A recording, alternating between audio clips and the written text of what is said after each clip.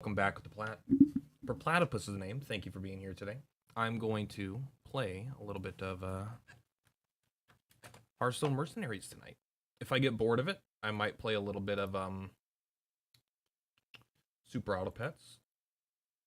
The whole world is open to us, but right now I would rather play Mercenaries, so that's what we're gonna do. Let me just pop out these chats really quick. Pop out. Hey there, empty Twitch chat. How you doing? Get rewarded by watching for Platypus play Hearthstone. For Platypus has enabled drops for the community. Watch the stream and claim rewards. Cool. I didn't even know that. Maybe I'll change my title. Drops? Drops? Question mark? There we go. I didn't even know that. But you know what? Luckily, I don't have to know it in order for it to work. Pop out chat. Hello, empty YouTube chat. How you doing? Hope you guys are having a good day. Yeah, we're just gonna start clearing some Hearthstone. I know it's very quiet right now. In fact, when I say very quiet, I mean it might be literally off sound-wise. Just give me 1 second here. Pop, pop. Whatever chat is more bumping is the one that I'll give. I'll make a little bit bigger. We'll just do this one for now. It's probably just muted, honestly. If not here, then it's probably muted here. Because I tend to watch YouTube while I do things like play this. So move this up to 4. There we go. Take a look at the shop. We always looking for new ways to spend money.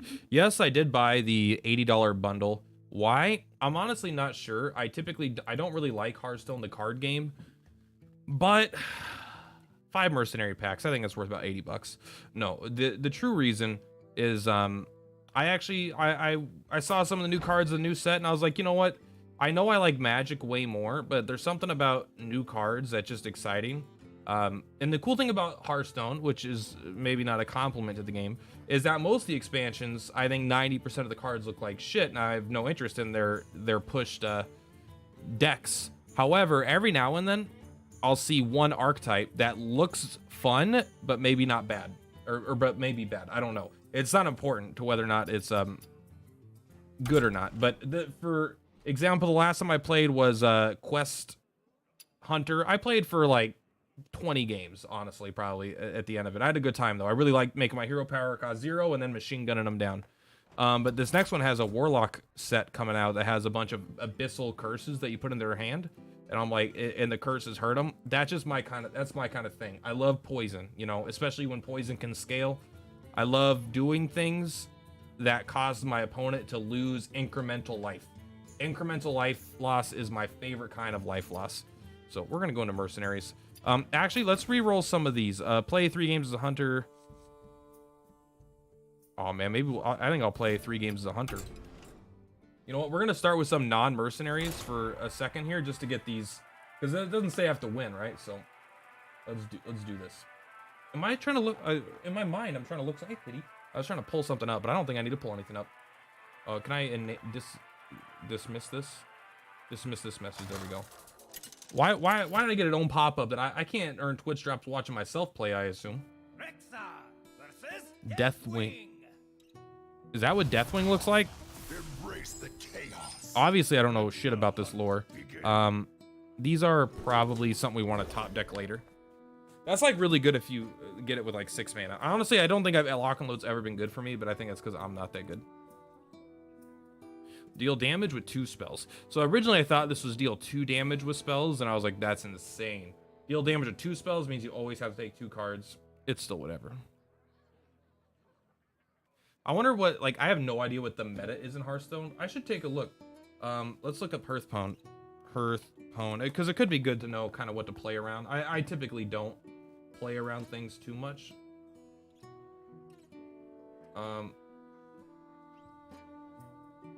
Hunter is 11%. Oh wait, no. What's the website called? Hearthstone meta. Is it HS Replay? HS Replay. There we go. We'll just start with a complicated quest. Taunt Druid. Face Hunter. Is it quest?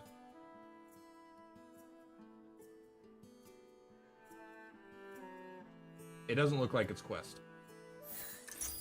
which means it sucks. So I'm not interested in that.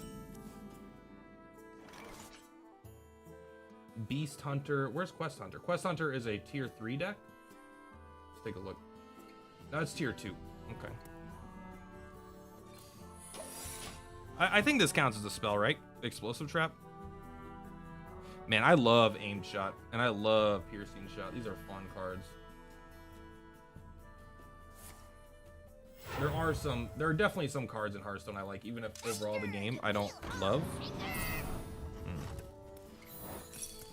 Okay, well, I mean, we get an Aim Shot now at least, right?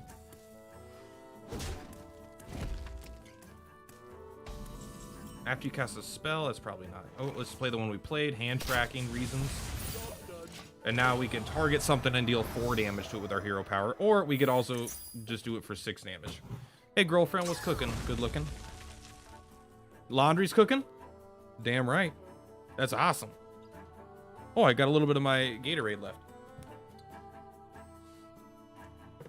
I had a really hard workout today, so I need that Gatorade. Well, it may not be technically a workout. I ate a burrito, but I was sweating, so I think that counts.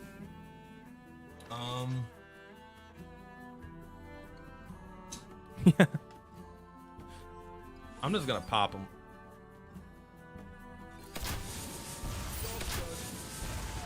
I kind of wish that would double proc. I mean, it would be overpowered, but I kind of wish it wouldn't.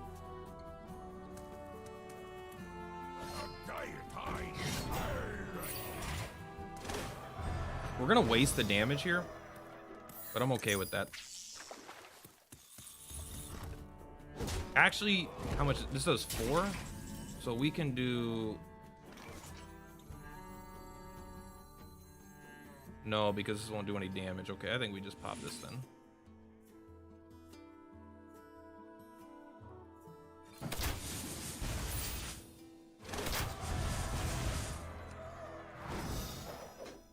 We'll just pop him. Job's done. We have another Aim Shot.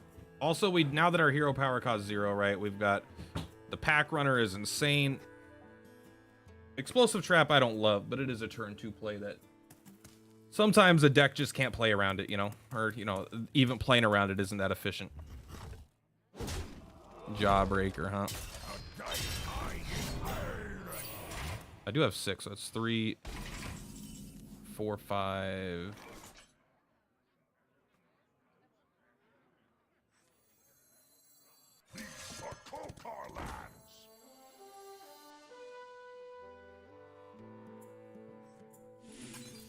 Pop that. Oops. Oops. I meant to hero power, but for some reason I was like, oh, we'll just pop that. So we get to next turn play our 5 mana 7/7. We have to waste one more card though. This is kind of where you're really open for that Barrack. The guy that draws 3 spells, or it could also be a great time to draw Lock and Load. We also have one of a mystery winner, a 1 mana 1/1 that Discover a Secret. Really like that card. It's not great on turn 1 though, so that's why we don't tend to use it too much. It would be nice to have a 1/1.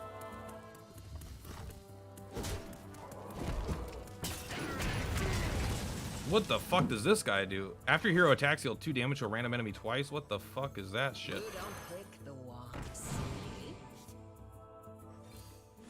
That was terrible. These are terrible. All right, I've clearly made a bad decision here.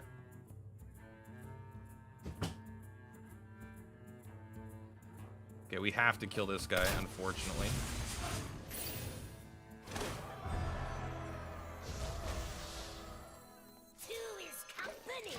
I'm definitely playing lousy, but to be fair, I don't play that much Hearthstone. That's not saying that's an excuse. I'm just, you know, I'm not that good at the game. You know, I'm no chump, to say that, to say the least. Chump is probably my favorite Hearthstone creator. And in fact, it's probably not even close. It used to be Disguised Toast was my favorite. I liked Firebat a lot. I like I enjoy Kripparrian, but I'm kind of not really into Battlegrounds, so I just haven't watched him as much since Battlegrounds was his main focus. But then again, I didn't like Arena, so I mostly do like this standard content. I like Kibler. But I really like Kibler and Omnistone. Like that podcast was one of my favorites. Even though I like regularly did not watch or did not play Hearthstone, I still had a wonderful time. I mean, what are we supposed to do against this? You know, we're not even gonna get a chance to do anything. We never even finished our quest, and we're on turn 8. This is very slow, so I think we're just gonna concede it. I wasn't paying enough attention, honestly. But I want that 2,000 experience, you know. Use your hitter 50 times. Using hero power 50 times should be easy. We use it 3 times in a game where our deck is built around using it 50 times in a turn. So we probably played that one pretty lousy, but this one will win. To be fair though, that was a pirate warrior, and that did seem very aggressive. Like he went face constantly. I must protect the wild. This is the shit. This card's awesome. Explosive Trap, I don't love, but I have no idea what Druid does. I guess Taunt Druid was the #1 deck in the meta from what I saw on the internet. Taunt Druid, 58% win rate.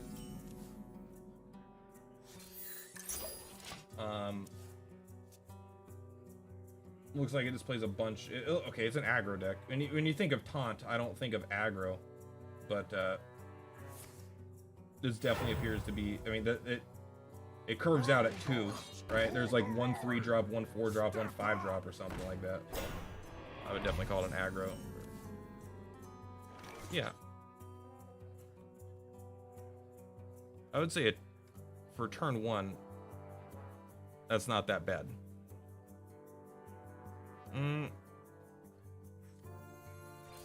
Okay, I mean, this guy attacks, he still gets to hit us for 4. That's pretty. A 2-mana 2/3 taunt with more upside. Hearthstone is not the same game, man. Didn't really matter which order he did it, but now he doesn't get the benefit from that, which is pretty nice. I would have definitely considered playing a taunt minion first, because you could have played a 4-drop. What does this say? After your hero gains attack, this minion gains attack. Okay. You're definitely next turn. Well, maybe not. I think we're a hyena hero power.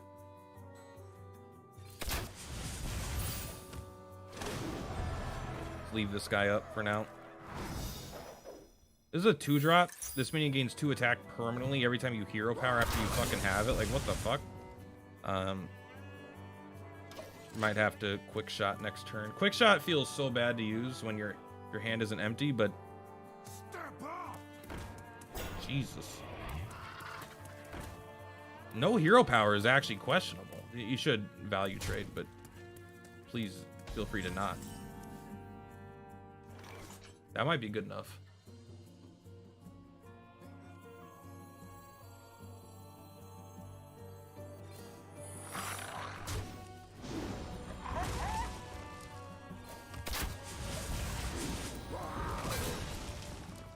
So I put this down in case he has some sort of AoE buff. Like, I don't know if there's a, like, Arbor Up, right? That's a card. It gives everything +1/+2, I think. Okay, I mean, this is going pretty well. Now, at the very least, we can pack runner into quick shot and have a hero power on top of that.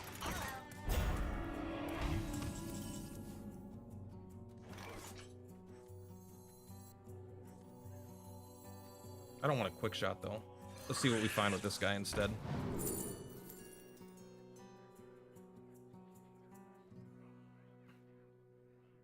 We'll take the 1-mana 1 to summon some beasts with, and we'll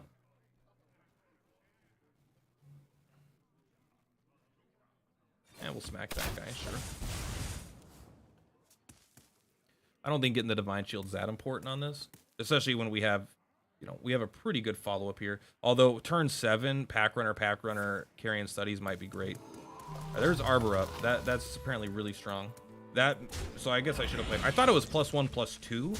I guess it's +2/+1 though.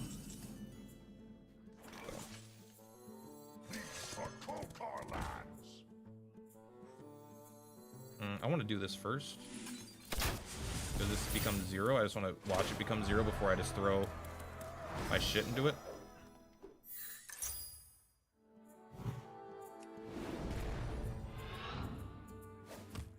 That counted as casting a second spell.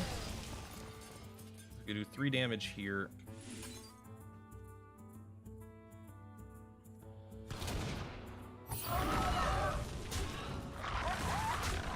Okay. I mean, it wasn't insane, but it was pretty good. We do need to get 1 more damage off a spell, so we need to draw something, but this is honestly pretty good value, I feel like. After you play a minion, what does this do? That costs 2 or less, summon a copy of it. Give all other friendly characters +1 attack this turn. I mean, that seems pretty insane. He has no cards, so he has to top deck stuff, but if we can find a way to get it. Ooh. I like this. That's definitely better, but I think this helps me out right now. That does 1, 2. Are you beasts? You're not. So this does 2 damage. Let's do this first then.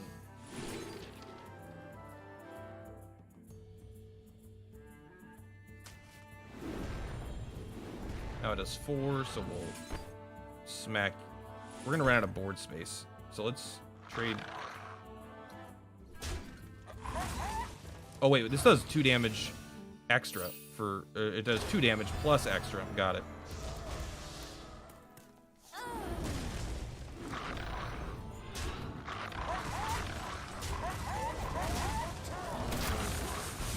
Okay, there we go. I think clearing that board is probably good, especially in a game where they're top decking now. I don't think going face there was the call. But to be fair, we've got no gas. We hopefully have more gas than them as we have a board presence, synergy, and a cool 5-mana 7/7. But all right, cool. Look at that. We're already up to bronze 9. 1 more game, and then we're going to Mercenaries, though. 1 more game. All right, we got to play 3 games as a Hunter. Win 5 games. Sorry, that's never going to happen. Look, we're up to 9, rank 9. Kitty cats, do you understand? We're almost a legend. We're almost a legend.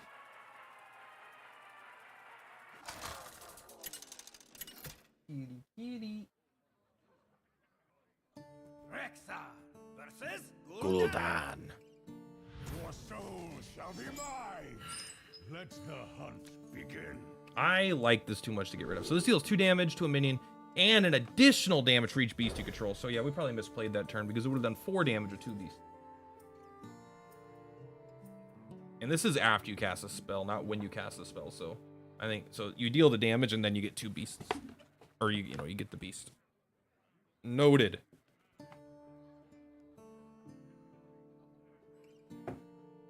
Boom, boom. Let's take a look here. Let me make sure that I'm all live and it's working. Yep. We're good. Take 8 damage on your turns. Lifesteal reward, deal 3 damage to the enemy hero. Okay, so you got to take a bunch of damage. We're just gonna do this. I mean, overwhelm could be good. Deal 2 damage. Does that have to be to a minion? Yeah. So I think we're probably gonna go for value. This is gonna be a slow start. This is a very slow start, but this is a spell, and so it works with the beast. Ooh, bet there's something great inside.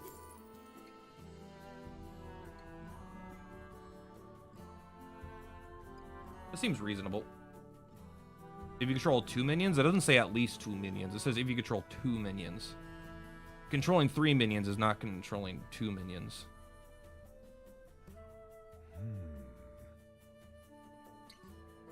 None of these are what I want, but I don't know.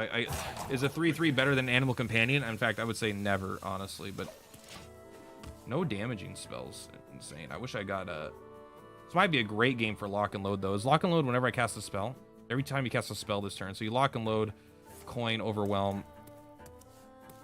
Free admission. That card seems overpowered as shit. I might be wrong, but it just seems that way to me. I mean, this is insane, right? But...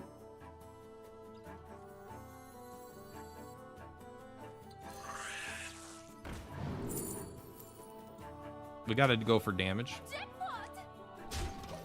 This is such a slow start, but typically our deck is kind of board centric. We don't put that much pressure on the board, and I feel like this deck is just a combo deck, right? They're just gonna burn their entire deck and kill me with fatigue, I think is how this card works, the Demon Seed. I could be wrong, but I thought this was a wild card. I don't know how good this is in standard. Backfire seems like the perfect card for the deck, though. Literally everything you want, because you want to burn your entire deck and you want to burn all your life.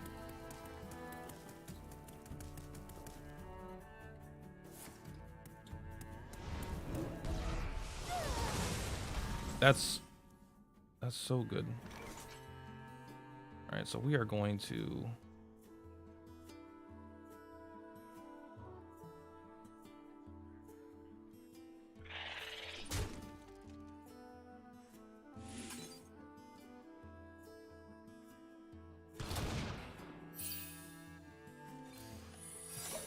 Yeah, without any minions, it's a little bit harder for our deck to do anything, right? Like minion killer, board controller.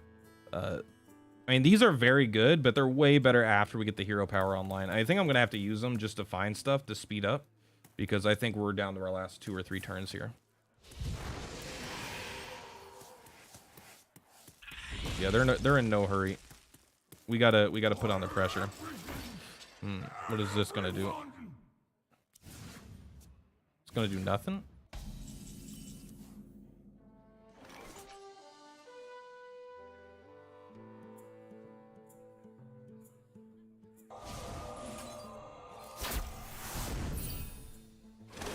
Oh, all spells deal double damage. Okay. I need to find something. Lock and load. That might be exactly what we're looking for next turn.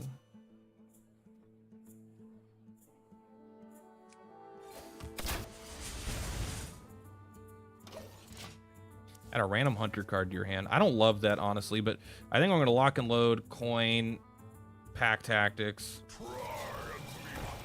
Hey, something we can fight? Holy shit. Death Rattle, gain 8 armor. That's pretty good. We do have this explosive trap, which we actually want him to attack. So we don't want to kill this minion. We want him to attack us. Because we haven't got our hero power to 0 yet, even.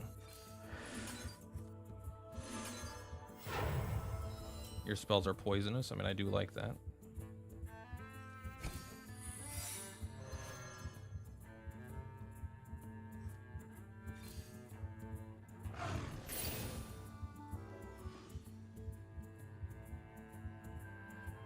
We probably just... No, I really don't want to do that. Discover a secret. One we don't have, hopefully. Your opponent casts a spell, return it to their hand, it costs 1 more. I mean, I like that. Okay. What the hell is that? Summon a beast from your deck and give it rush. If it kills a minion, repeat this. The spells we got that are random, I mean, they're golden, which is cool. I don't know why. It must be a golden lock and load. Yeah. I wonder if I could disenchant those. I don't know if I'm going to keep this deck when the expansion drops. I don't typically keep much decks. I don't know if we have any beasts in our deck. Okay. Oh, you know what? A venomous spider. Do we have any other beasts? Okay, I mean, we have 1 beast in the deck, and if we don't draw it, this guy draws exactly a venomous spider. We missed the battle cry, but it is still a rush poisonous creature. Ice trap.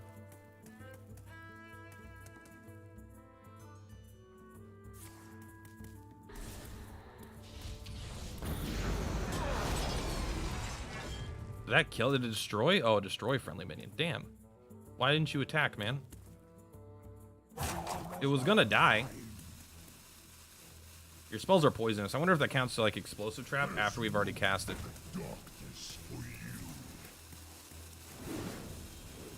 Wow, change its cost to health instead of mana. That seems absolutely redonkulous. Deadly shot not dealing any damage is going to give us a hard time. That's pretty nice, though. We could finally do something.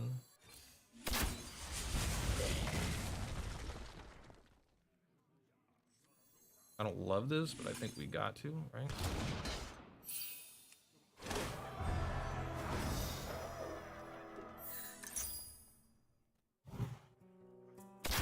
Honestly, I can't even tell how close we are to dying. I've never played this matchup, so I don't know. A couple piercing shots could be pretty good for us, though. We need aimed shots more than anything, I think. Bola shot's not a great draw, I don't think. Wandmaker could be good, but I think aim shots are best draws right now. We want 2 aim shots. But if he gets like a big board presence, right, I could pack runner. How close are you, by the way? 3 damage to the enemy hero. Okay, so we could probably just deal with that then.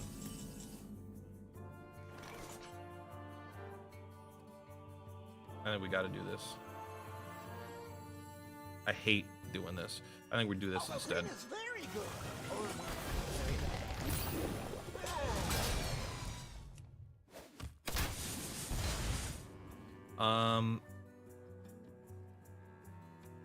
This might force. I don't know.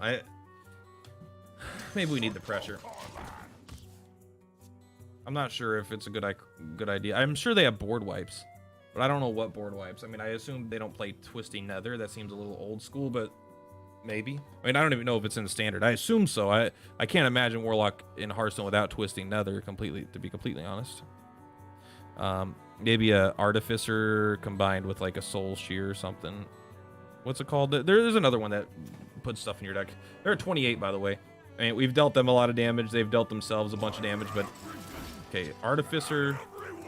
Is there one that does 2 damage and puts 2 soul shards to everything? It'd kill his own guy. It feels a little questionable. I do really like this card. All minions take double damage from spells.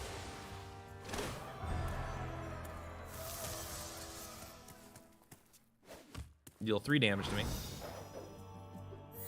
You have to take another 8.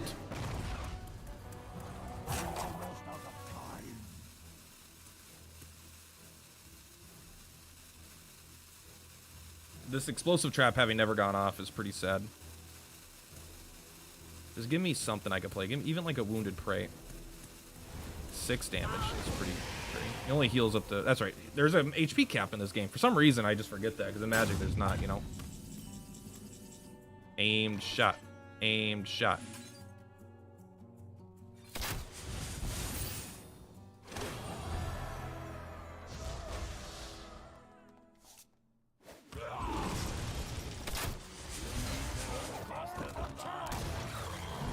Here we go.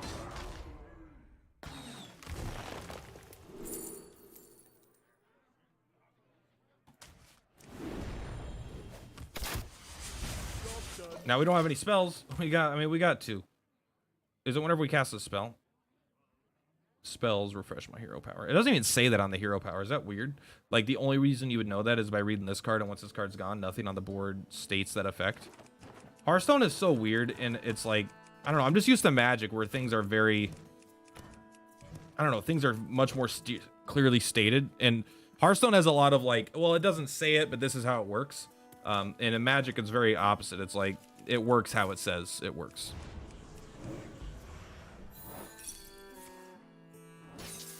Aha. I only managed to clear my board with my creature for 3 mana, 4 mana. That's a 4 mana board wipe, huh? That was pretty insane. I think that was bad luck. It might have not been bad luck, but it definitely felt like bad luck. So then they get a Blightborn Talisman. We do get to play this Pack Tactics again, so it's not like all bad.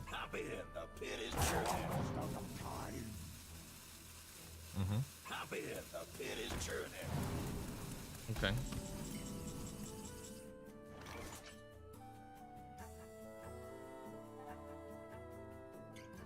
This summons the 1/3. I guess gets it out of our deck also.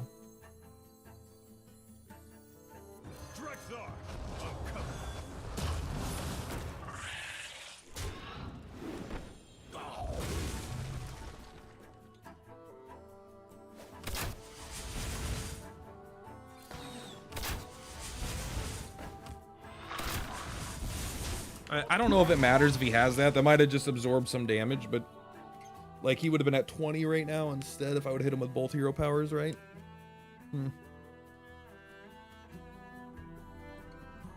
Still a 5/4 if it gets to connect is pretty darn good.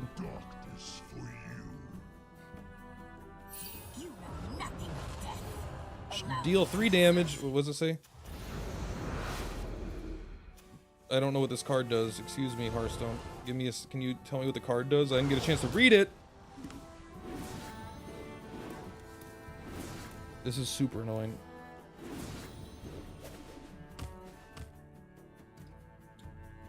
I don't know what a rift is.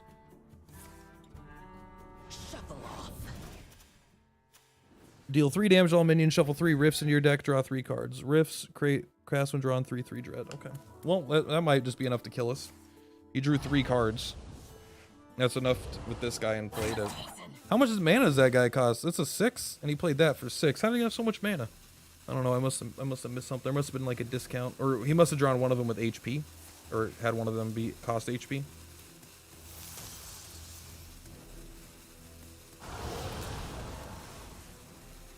I guess we just try to kill him, but we're probably dead here.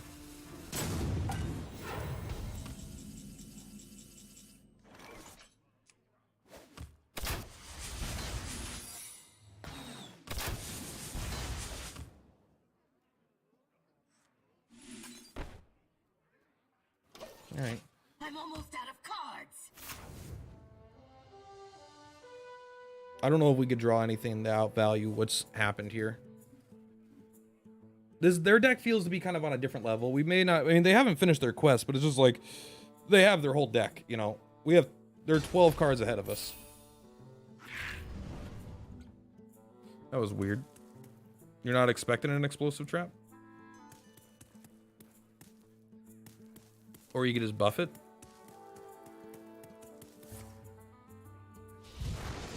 That's a lot of healing. Oh, maybe he's got an OTK?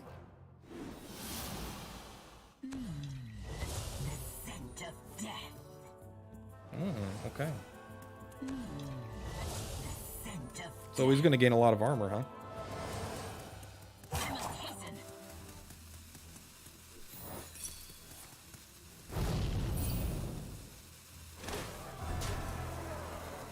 I like that my explosive trap helps him complete his quest.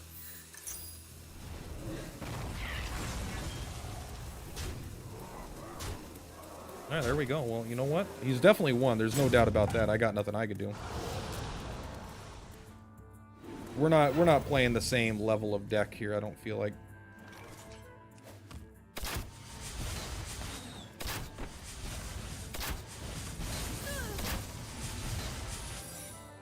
Not if you're going to be gaining 80 armor a turn. How you doing, Pack Demon?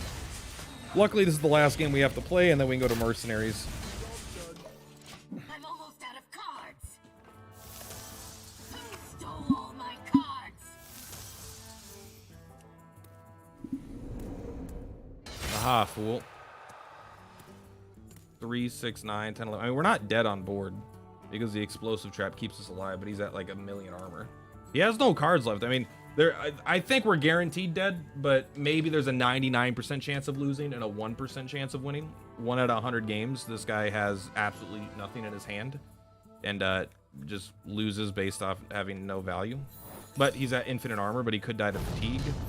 But honestly, I don't see it happening. We'd have to make him lose a lot of fatigue. And our deck is really our deck. Like, is that what it's called? Yeah, in Hearthstone. It's always weird to call digital NFTs a deck, you know. Isn't it weird?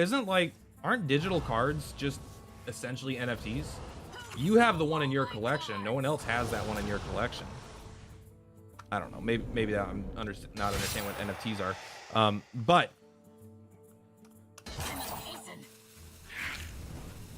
yeah, I don't think there's a draw. I mean, quick draw is good, but we're really good at dealing 30 damage. We're not so good at dealing, 130 damage.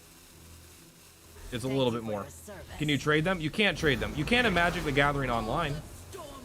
Magic the Gathering Online, you could buy them, sell them, and trade them. Did we die? We must have, because this is over. Oh, and then we take the damage from that. Okay. All right. Well, I don't know what he did, but it seemed pretty crazy. And in the Pokemon trading card game, you could trade them. You can't actually buy them, though. And in Artifact, you have cards in your inventory, and those cards can be bought, traded, and sold on a marketplace. Hearthstone, I don't like Hearthstone. I only did these 3 games because I wanted the quest experience because I had the quest. They were both play 3 games as Hunter, and I happened to have one deck in Hearthstone from about a year ago or 6 months ago or something, and it was a Hunter deck. So I was like, you know what? Let's get that shit. So I'm with you. I play Mercenaries. I do accept this stuff. Is it important? Probably not. Now, we're getting to the good stuff. We're getting to the stuff, the reason I like Hearthstone.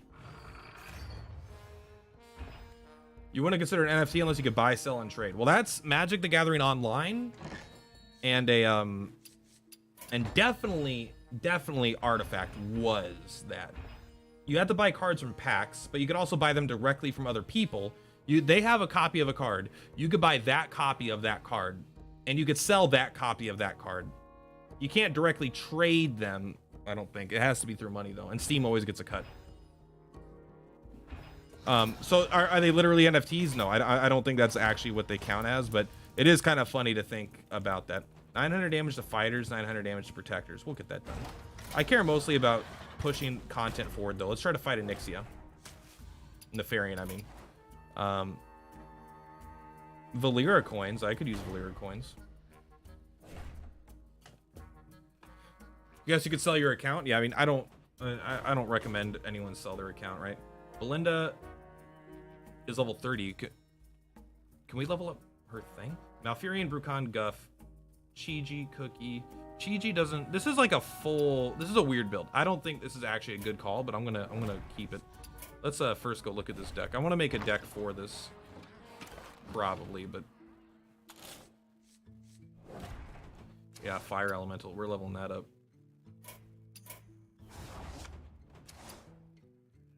Oh yeah.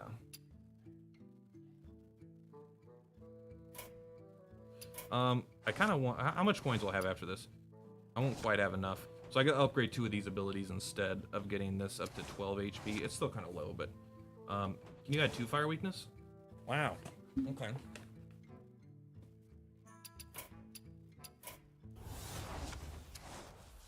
First, equip that. You now have a 6/9 elemental. Does it have taunt?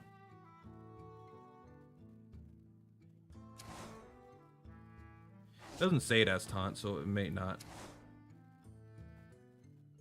Man, I like all these. I like all this stuff. So this is kind of nice to level up, even though I don't care about the frost weakness, just because it's a fire attack.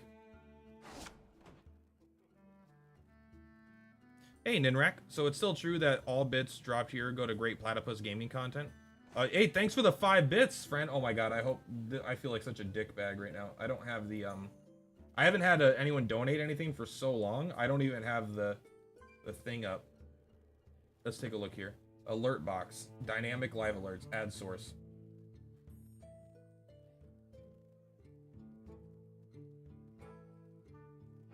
Okay, let's do this. Ninrak.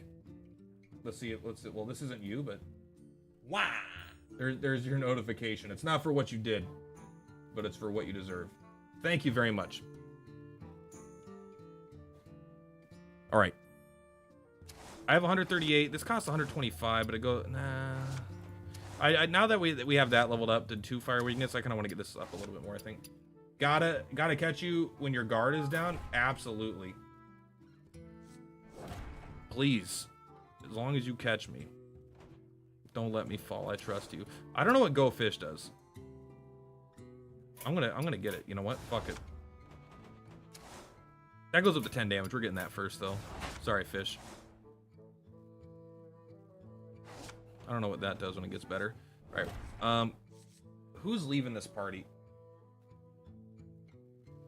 Who should leave this party is Cookie. But we have a quest for Cookie that we want to complete. Cookie's too good. I don't know how to complete this right now. I don't want to level any of those up till these are all 5. Still plus 3 healing power. I kind of want to save your coins for this, for Kazaka's Heroic. Plus these are, these are the 2 that I use the most. Either a friendly beast is healed. Autocorrect, switch your on me. When you are guard is down. Autocorrect is funny. I don't even notice the wrong spelling because I'm so honestly silly. Okay, so what are we gonna do? If we're gonna go, maybe we just go see if fire comp works. Let's see if we could do fire comp because I want to know if it'll work. I like meteor enough to probably get that up. It does a lot more damage too. Look at that. Belinda, Baron, Chi-Ji. I don't even know what you do. I mean, you're fire, I suppose. Chi-Ji is a good beast unit as well. Belinda is good with ice, in theory. Maybe we can go with like an ice backup. Oh, you're pretty cool, right? Frost, not ice, whatever.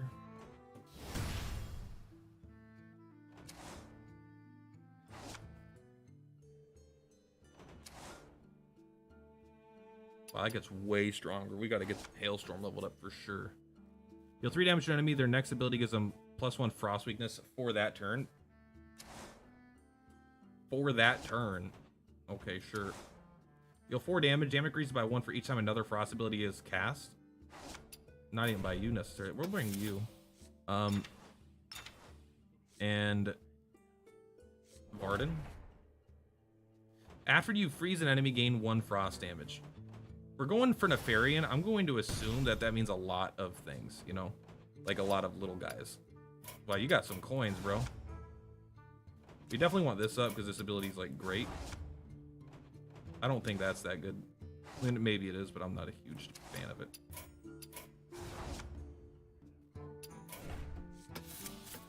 No one can freeze besides Varden here, though. The good thing about Jaina is she can summon the elemental here, which freezes. Ice Block Talisman's just really good.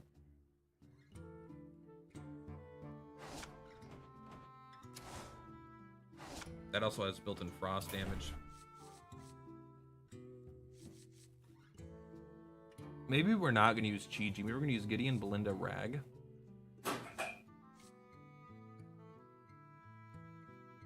I like Chi-Ji, but I'm not sure if they're fitting in here. And we'll have a backup Varden, Jaina. Who else is really good at ice? I don't know, maybe it's these guys. The ice, I think, is pretty good. Autocorrect is being weird to me these days. It won't just correct misspellings anymore. It just straight up replaces my words these days. Pretty terrifying. Well, it knows what you were supposed to say. It understands. It's like, no, don't worry, don't worry. You almost said something incorrect. We're here to fix it for you. That's at the max level. You still got all these coins. Let's go. 8 damage. Let's do it. This is the only way to freeze enemies besides this. I mean, every HP matters, right?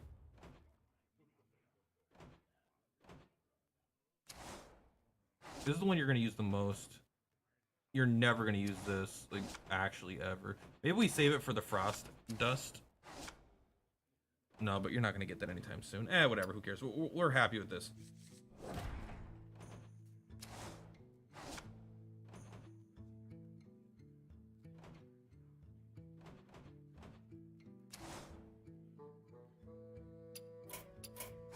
That seems good enough to get. Okay. All right, let's try this. We'll just say Fire Frost. Icy Hot. We'll try Icy Hot here. What you really wanted to say is this exactly. You were gonna say the wrong thing. Thankfully, your phone was there to correct you before you made any mistakes.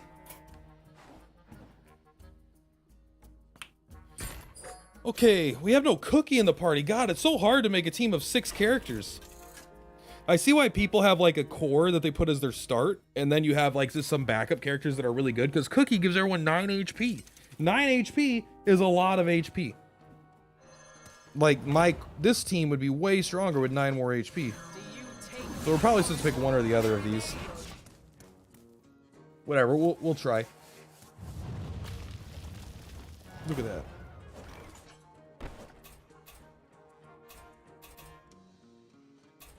You have a fire ability built in.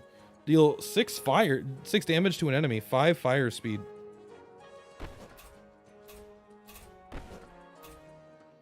Yeah, that's good here. Means you don't need to use this. You could actually use the fire weakness ability.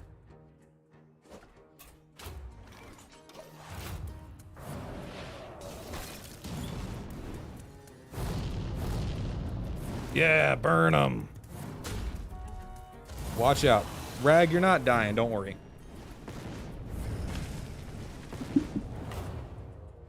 This guy not getting hit is pretty nice because you could just... Oh, that's right. Whenever this character damages a character, apply 2 fire weakness to them. So what's your fire weakness at? +2? I'm not even going to get a chance to use it all, but... That's pretty sick. Belinda is so weird, but she's definitely insanely powerful. Like, that's a free unit. That's almost another mercenary. It's not. It's got no HP, but, like, maybe at max level. +3 frost damage passively. Yeah. You're still pretty bad. We have Ragnaros, but I still don't like you. But where do we want to go? The fighter coin probably is not ideal against a boss with that. The mystery I don't really want. But I do like red. I don't like red, green. But we could do the elite red. That might be a mistake. If we go this way, we have to get the fighter coin. I really don't want to get the fighter coin, so I think it's kind of made for us, the decision. How's everyone doing tonight, by the way? I feel, you know what's weird is, like, I have anxiety, I have depression, and I feel bad a lot right now. I think it's because I just have currently, you know, I've found out that I have low testosterone, which is nothing to be ashamed of. It's just a fact of life that I am going to get addressed. But it's when I'm streaming and I'm making content while I'm in the middle of it, I feel much better. Like, I feel good. And I like that. I like feeling good, you know. 5. Okay, you're hitting at 5. You only do 3 damage though, so we don't even care.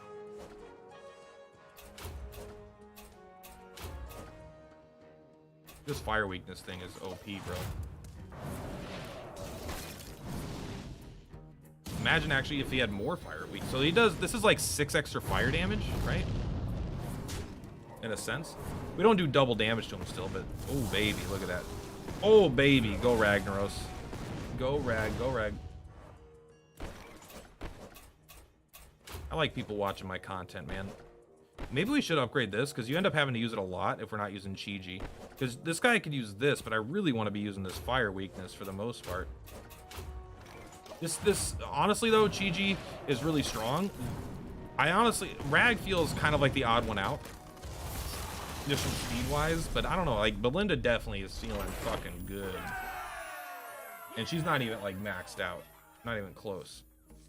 +3 fire damage. Humans and elementals each gain 9 health. Well, that's everyone on my motherfucking team, buddy. Alright, so we gotta fight this. The fighter coin feels like a death sentence.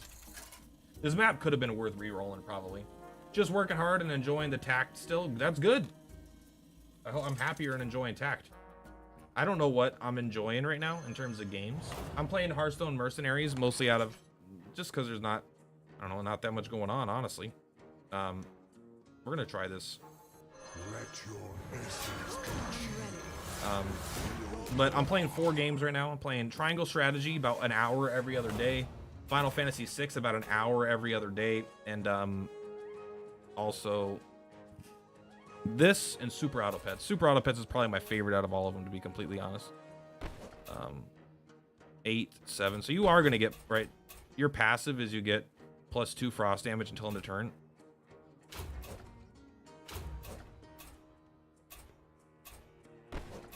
That's a little too fast, but it's okay.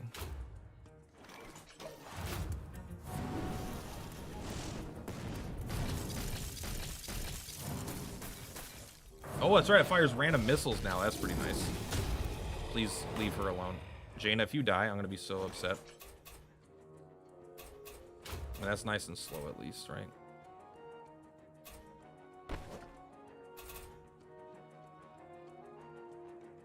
$18. 16. You're definitely dead. 18 plus 16 plus another 16 at the end of the turn. Unless we can kill them all this turn. But even if we could, he's doing a 3 speed. I don't think we're going to be able to kill him this turn.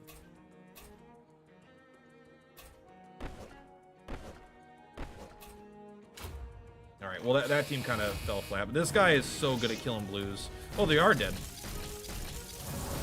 I underestimated how powerful this guy is. All right. Localar. Is that his name, Localar? I think it's something like that. +3 fire damage is not as good as 3 fire damage and 9 health, but whatever. Whatever the case may be, going to TRT route should be the last option you take. I don't know what TRT route is. Let's take a look. TRT. Like I know what anything is. Come on.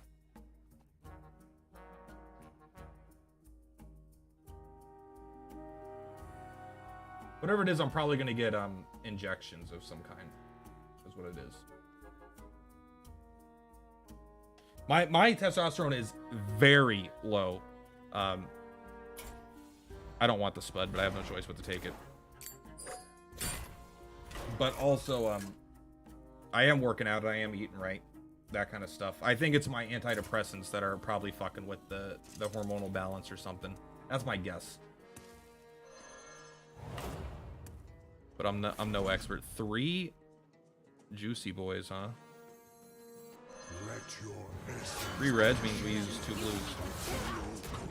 Testosterone replacement therapy? I don't know what that is. I don't know what it means in a sense, you know. But it's fine either way. I'm probably we'll see what the urologist, the trained professional recommends, and then I will go from there. You heal other people, so I'm gonna kill you first.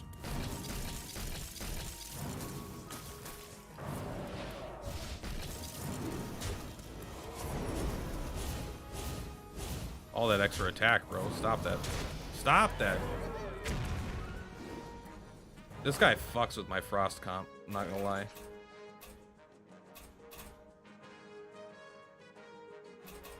This is way more damage.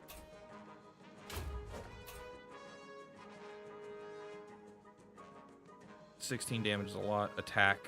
All right, let's just do this then. Make sure that we're safe.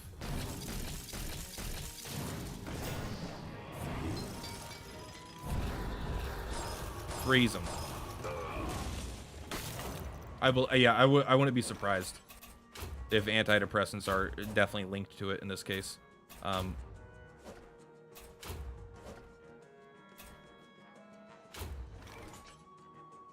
What the fuck? This shit is going crazy.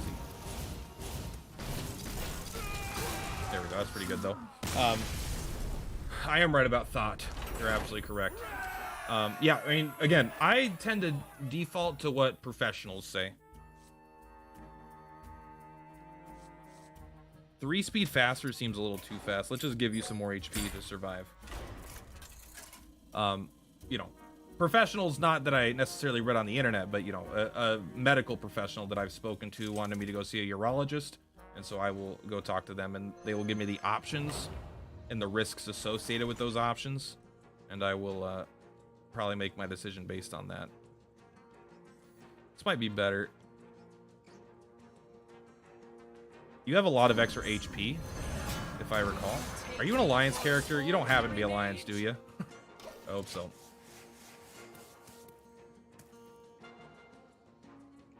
Are they trying to calculate how big my HP bar is? You get, you're toasty, you can't be frozen. 9 health. Yeah, because you got the fire staff, right? Oh, no. Yeah. Yeah, you got the fire staff. That's less cool.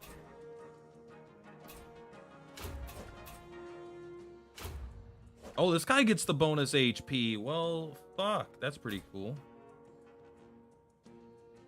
You do 8 damage. Even if you die, I kind of don't even care. I kind of want to just go for that, actually. How much do you do? You do 19 plus 14. That's just 25 minus 2. 20. Sorry, that's 20 plus 15. That's 35, 33. And this would do 33, 43, 45, 46, 47, 48, 49, 57, 58, 59, 60, 61. All right, this should be enough to just straight up kill that and do enough AoE in the meantime to kill them all. This should be a Oko. Yeah, Oko. I can see in the bottom I have an overlay. I don't think you guys can see it. Issues? Yeah, absolutely. They're gonna clear up. Don't worry. I am a man I spoke with a nutritionist today. My cholesterol is also a little bit high, and so I'm revamping my diet. I've already been dieting, and I've changed my diet as of the last couple weeks, and I've been working out every day. Today's the first day in like 9 days I haven't worked out. These are kind of all bad. Freezing in enemies seems pretty good though. So I'm feeling pretty good. Or, I shouldn't say I'm feeling pretty good. That's not true. I'm feeling optimistic about the future though. I'm going to start meal prepping, and so basically I've been doing keto for a long time, but that kind of incorporates a lot of fat and meats and stuff. I'm going to try, I'm going to just do a calorie diet instead and eat more whole grains, a more balanced diet, maybe eat fruit a couple times a week, eat fish a couple times a week, eat, this kind of stuff a couple times a week is kind of my goal. So this one won't be an OCO for sure, just because of how this works, but man, Belinda is insane. I didn't expect Belinda to be so good.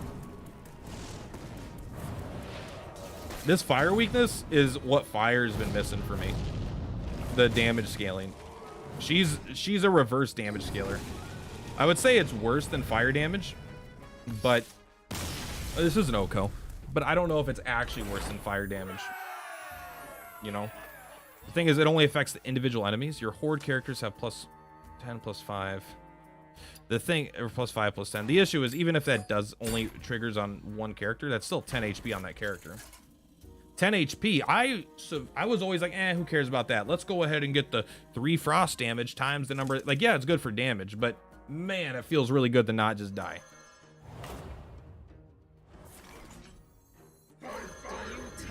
So I don't know what team we're gonna lead with on this bounty, but if we beat this, we get to finally move to the Altric Valley for the first time, and I think there's still another one beyond that at this point. I think it's like a Nixia's Lair or something. All right, they lived.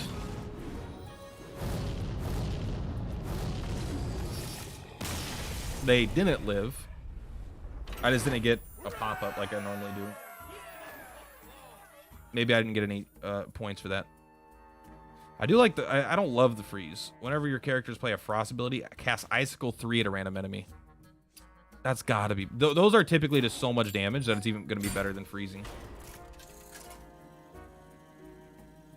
I might start with Belinda for this, because they could scale up the longer the fight goes.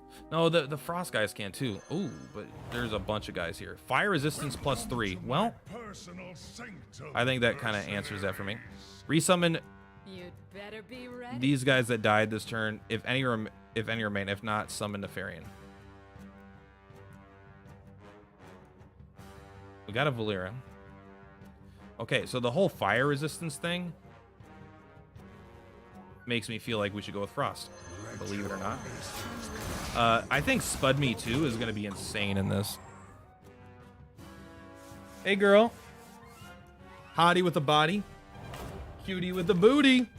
Deal 11 damage. Deal 11 damage. Bro.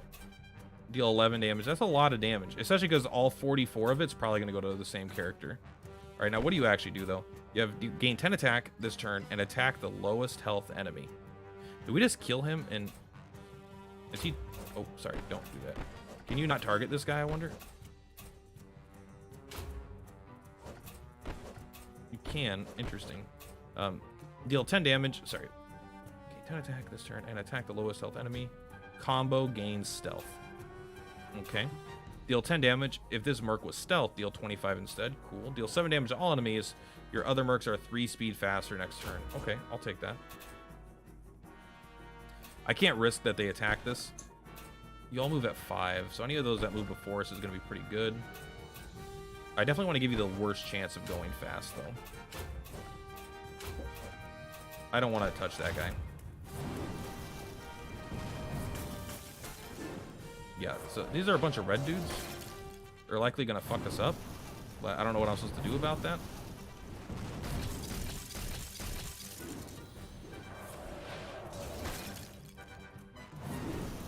Like, okay, that's like 100 damage on turn 1. What the fuck do you want me to do, man?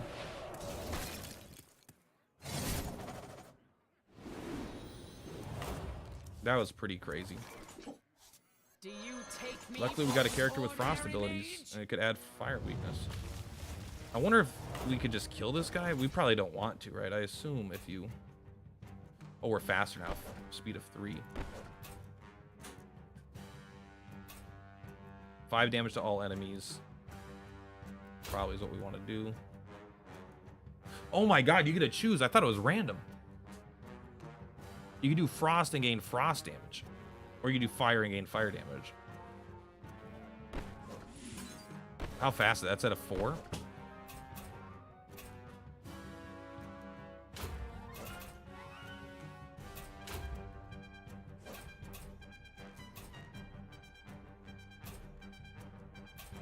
Who are you hitting? For 13. You're hitting for a bunch. But that's 3. That's a little slow. Will this be able to kill anything, I wonder?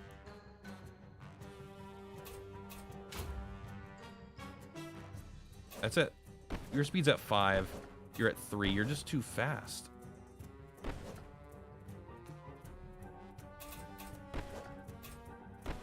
You're at 3. You're at 3. Okay, so you could hit this guy for 13. And then you will be able to freeze all enemies.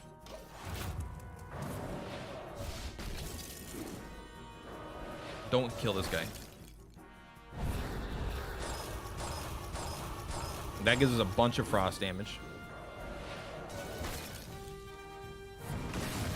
26 damage to all enemies. That's pretty good. That does another 60.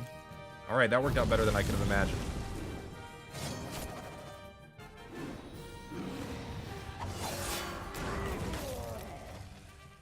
Now we can fight Nefarian. Fire resistance 3, fire resistance 3. Protectors take 5 more damage this turn. Thank you. Quick Claw, attack an enemy, 15. What do you do? Set an enemy aflame, dealing 10 damage to an enemy and spreading it to the neighbor. Your characters cannot be frozen. That's honestly a bit of... I wouldn't call it a problem, but...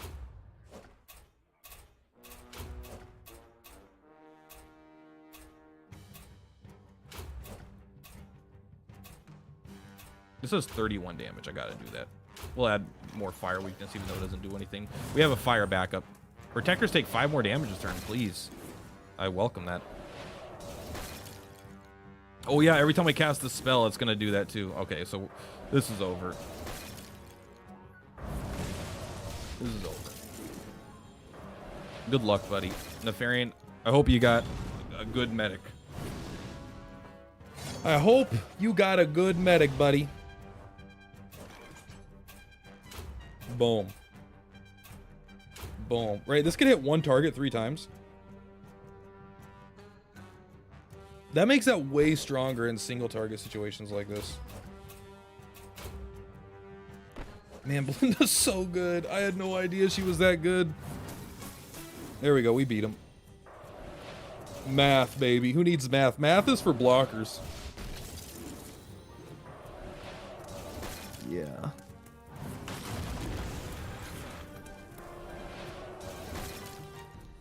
That ability, by the way, to get frost damage for every frozen enemy feels really good. Obviously, if it's a one-on-one fight, it does literally nothing, so knowing the boss fight helps. Oh, hey. Oh, we didn't have Cookie or Malfurion in our party. I guess they don't have to be. I thought they did, so just learns what I learned. I just learned a bunch. All right, what do we got? Gul'dan, Mr. Smite. The coin, like, all that for that reward is fucking shit. Like, it's a long time, like 10 minutes for that, but let's get the 2 packs. Deal 2,500 damage in the Blackrock Mountain. Okay. Oh, we get a pack. More packs. Another pack. Deal 900 damage with pirates. Oh no, I don't have any fucking pirates. Nature damage of the team that include that's. This is very easy. Excellent. Gather what you need and be ready. We are leaving soon. For I have learned the Unlock location Altric of the Valley, next but shrine. more importantly, It would be a real shame to leave we have to deal damage here. Still. Oh, you get 75 Ragnaros coins. That's pretty good, actually. I'm gonna open the packs. I know you're not supposed to. You're supposed to wait till new mercs drop, but I already don't have all the mercs, so. Ugh, there. Lokahar. It's funny, like, I kind of like that some of the non-rare guys are the best. Manaroth. Sure. Portraits or whatever. Yulon. I don't know if I already have that or not. I assume I don't. I have to have had that already. It's like, I almost refuse to believe that I didn't already have that. Alright. Let's take a look, see if there's any new guys we could happen to be able to, after we open some packs, you know, I like looking and seeing, oh, can we craft anything new? We can. We can get Gul'dan! Welcome to the party, Gul'dan. Ooh. Sorry. My Fitbit was pressing it. 4 damage, that's insane. At speed 10, what? It actually goes up to like 18 damage though, I think, which is pretty good. Rain Destruction deals 1 more damage. 4 damage to a random enemy. Repeat for each fell ability you've cast this turn. I don't know how much fell abilities there are, but I kind of am interested. Deal 4 damage, restore that much health to all friendly orcs and demons. So you're an orc, you can go in an orc or a demon comp. After an orc or demon dies, gain 1 fell damage. What's the demon pool like? Demon. You know, I actually am more interested in fell. I don't know what this guy is. Is he a legendary or something? Probably. I've got 75 out of 500 coins, so we're almost there. Demon. Gain 1 attack, deal this merc's attack damage to an enemy. I mean, that seems kind of good. I mean, he's level 1. It's not. Let's see if he has a cool skin. Honestly, I really like this guy's design. I like this guy's design. He's very cool looking. Attack an enemy if you control another demon. No. So the worst thing about Fell Command is not that it's a Fell ability, but it is a cooldown of 1. Battlecry, attack the lowest health enemy. Deathblow, attack the lowest health enemy. That's really cool. So I really like this guy. I kind of want to make a demon build now. The issue is the amount of grinding that will take is insane. You don't have any Fell. You're just there. You're a Night Elf. Deals damage equal to this merc's attack to 1 random enemy. Oh, I bet that scales up to like 2 random enemies or whatever. You're a demon and you have Fell ability, so you're a Gul'dan Dream. Attack an enemy. Next turn, they must use a different ability. I don't even know what this guy does. Shadow. Become a dragon. Gain health. Increase the damage dealt by this merc. Transform into Fell Rain 1.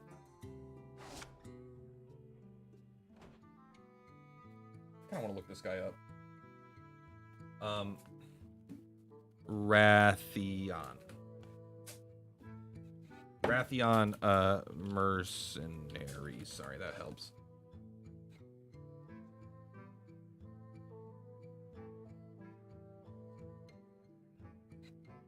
True form. Become a dragon. Turn in the Fell Ring 1.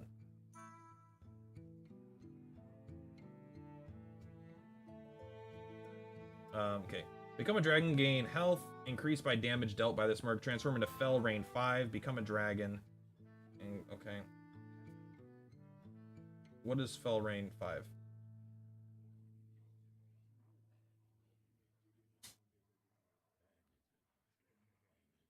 Oh, is it like a stronger version of the other abilities?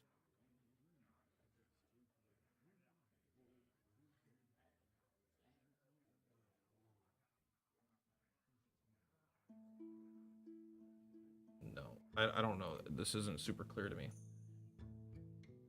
Okay, we're gonna just have to figure it out ourselves. I want to start leveling up this Fell stuff just because I like it. Do you have a Fell ability? Well, I guess I won't know. You're a demon and you have a Fell ability. Deal 6 damage to an enemy. You can't heal this turn. Give your demons +7 health. I mean, that's like whatever. Honestly, you kind of feel like you suck. In fact, I'm not even questioning it. I could tell you suck.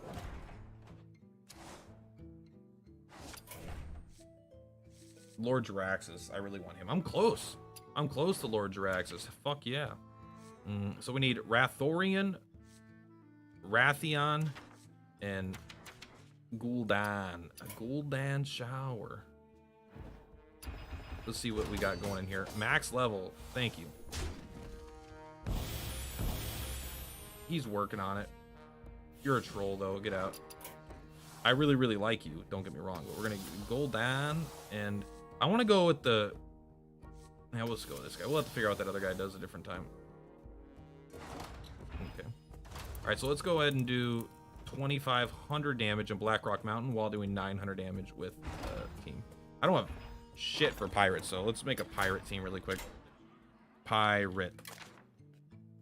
I got Mr. Smite. Got a level 11 Eudora. I got Cookie. Okay, I mean, that's going to be what we do. Mr. Smite has a combo, actually. Mr. Smite has a combo with, shit, what is it? It's, Cornelius and Raka. No, what's her name? Rock. Here we go.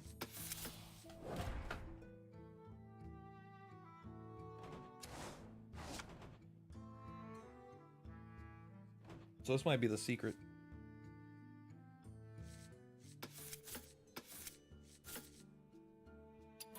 We'll just do that for pirate. Pirate combo. Let's put Cornelius up here. Boom. Let's put Roraka up here. We need Blessing of Sacrifice, Overboard.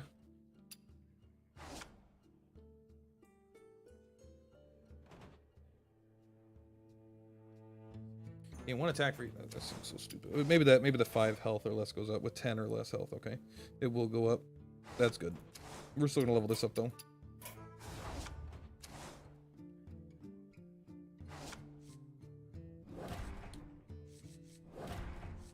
I don't even think we need Eudora.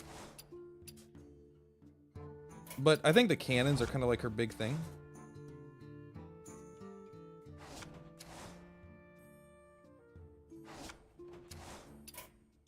I don't know what the cannons even do, but they're cool.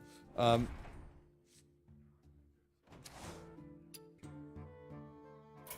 like this fish thing. I don't know if that's gonna be good, but I'm into it.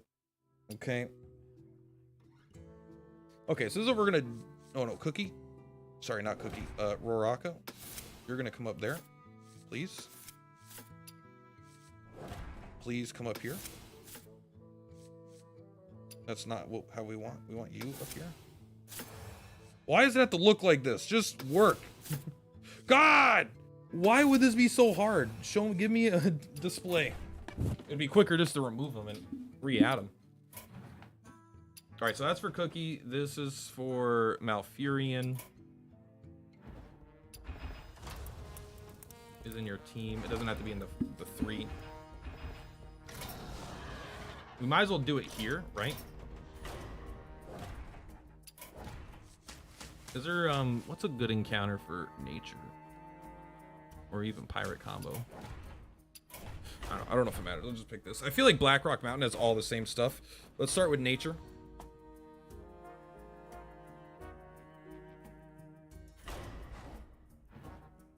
Belinda was thoroughly impressive. I'm not gonna lie about that. I'm excited to do her, to get some of her levels up. I can't believe how strong she is. Hi, kitty.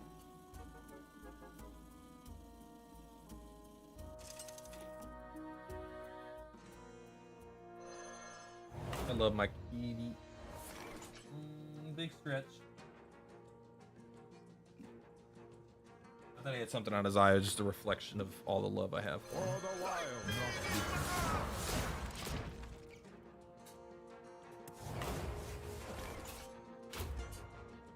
Smack that guy. You know what? No, fuck that guy. That guy doesn't do any damage. This guy's got to die. I think you're so tough.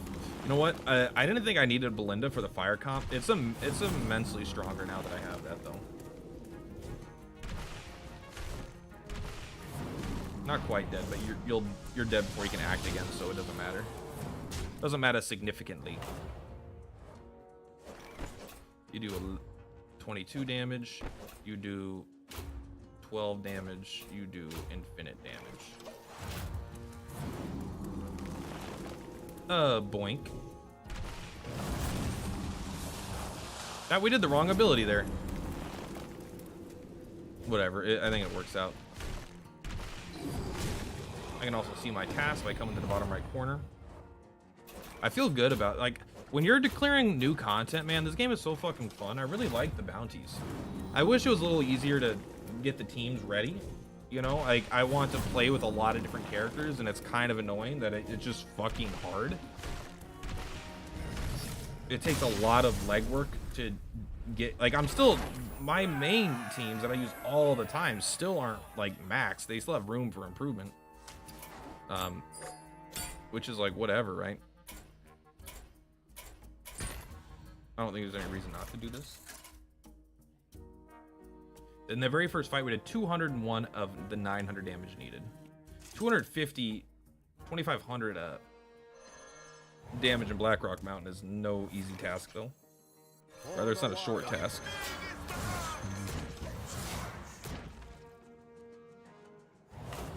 I'm excited to try the Smite combo as well, because I haven't done it before. Guff, by the way, feels like pretty core to the nature build. I know Cookie is really good, but I feel like Cookie's so much better on the bench than on the battlefield. Like, Cookie coming in when you have like +6 nature damage is way better than on, because the damage Cookie does is less than half of what Guff does. And these two are pretty core. Like, they're literally the most important, because they do all the stuff. They do the healing and the scaling and the speeding up. Malfurion's pretty insane. Malfurion might actually be a little broken, but that's kind of a theme I'm feeling now, is like almost everything's a little broken in some way. Don't touch me. How much do you do? You don't kill him right now, and then we'll kill him with this. I want to kill him with that because it just does more damage.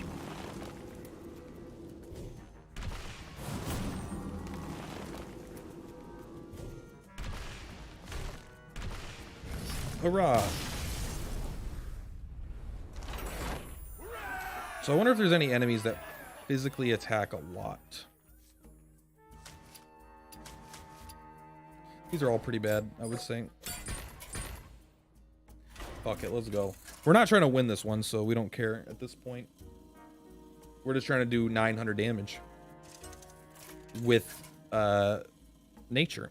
900 nature damage, right? Yes. Alex Straza is a hottie in this one. We're probably going to go straight for Alex Straza. Sneed, I think, has a turn of build-up before he does anything. He does like 16 damage, right? Deal damage equal to your attack if activate saw. Oh, it doesn't even attack. It just deals damage equal to your attack. Okay, I mean, that's particularly not that good. We got all the time in the world to kill him then. Go for the ones that are weak first. Malfurion, you're just invincible. These guys don't do that much damage. They might do some damage, but I'm going to just trust that we're immune. And you are easily dead. Wow. That's right. You do 10 additional damage to characters adjacent to you. Kind of forgot about that little tidbit. So this guy's just dead with this, I think, right here. Because you do an additional 10 damage, right? 7. That's 27 times 2 times 2. 27 is 34. No, what the fuck? That's 54. That's 54 times 2. Why are you so slow? We actually have to use this instead. And then you might as well just do like some sort of 5 damage. 5, okay. I changed my mind. I want you to use this.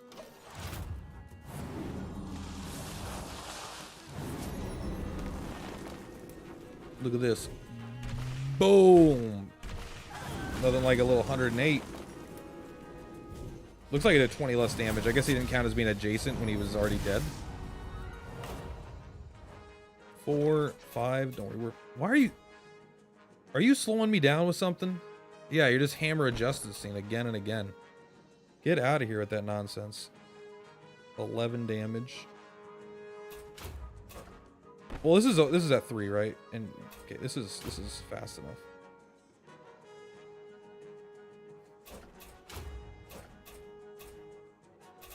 This should be KO. Yeah, there we go. Oh, I actually fucked that up. Oh, okay, there he goes. There he goes. I forget when Malfurion's slow, we don't combo by scaling up. I should have done the other attack to slow him down. No, but we did the crackling thing. Whatever, point is. +5 fire damage? +15 health? Or 5 frost damage, okay. We're at 697 already. I'll probably quit out of this and use and just go for pirates. I don't really care about completing this. We do have to complete a second bounty today, but you can do that just as easily on 1-1 as you can on fucking whatever, Nefarian or whatever the fuck we're doing.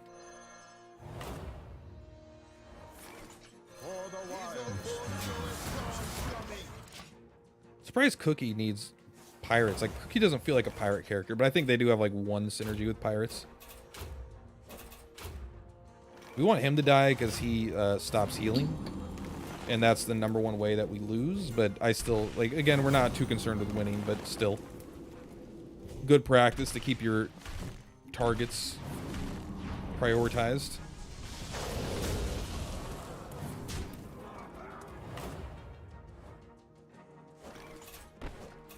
You will go ahead and smack. You will go ahead and smack. You will go ahead and smack. Sure. Someone's living. Probably this guy. I think I hit. Yeah, there we go. Oh, maybe both. Yeah, when you don't do double damage, you know, when I'm not doing double damage, I'm doing like half the damage of the double. You know, it's crazy. Like, what the fuck? You hear about this? You know about this? Boink. Hey, we completed 900 damage. Yeah, so let's peace out and try to complete cookies now. Because when we want to do the 2500 damage, I'll probably just use a fire comp that I could click a, you know, do AoE and kill everything in a turn. That, and when I die, just bounce. Let's see what the final task is. I think task 18 is the final task. The land and I are one. 450 damage to heroic bosses. Honestly, pretty darn easy. But we'll probably wait till we get cookies and just do that all at once. So let's go and retire. Just completing tasks right now. I'll probably do cookies and then maybe we'll call it. I want to find something that is a little more physical if I can.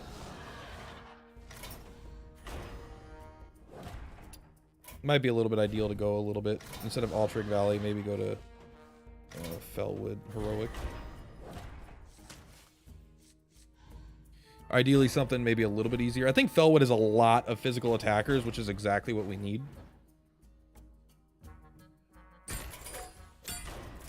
Furbolgs attack a lot and they'll attack random. We only need something to attack once and have decent HP, but then I think we're set.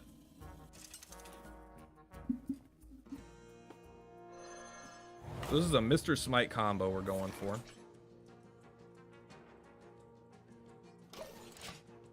Cookie just has to be part of the team. We'll see if it works. I don't even know.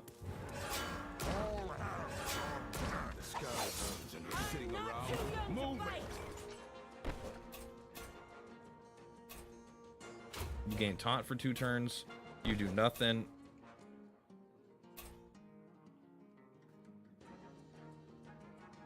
You do nothing.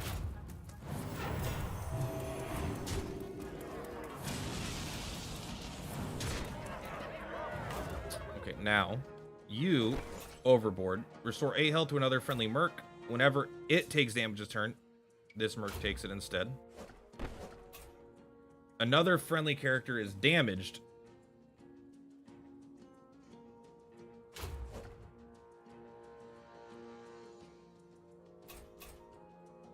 I think this is how we do it. How you doing? How you doing, Ding Dong? All right, this should be the combo. Let's take a look.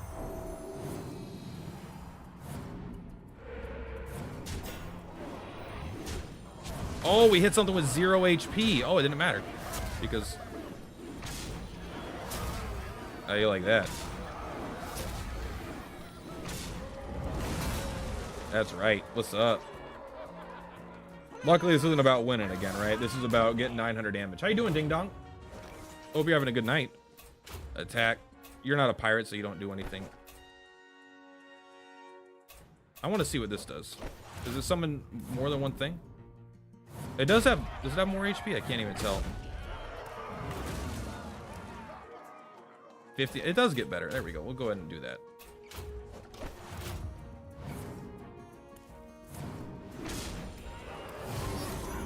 That smite combo, though. That smite combo. Look how big he got. That's pretty fucking sick. And they're not even like level 30 or anything. So that's pretty... I really like that. I had a good time there. That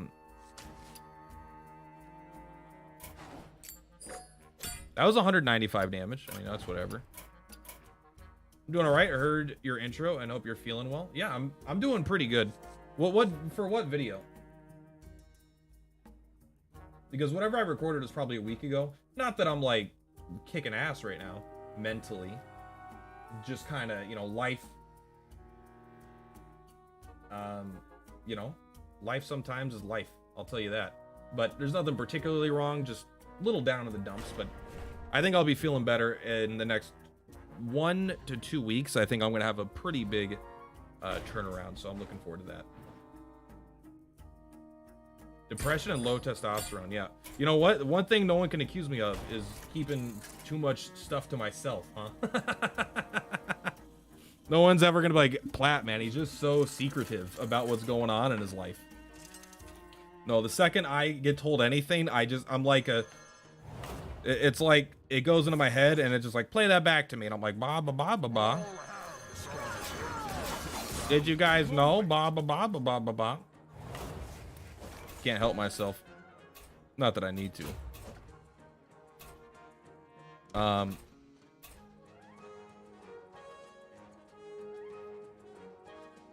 might not even want him to taunt in the first turn.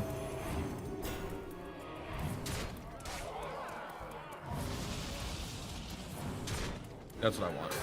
I actually like that. Okay, now same thing, right? You go here.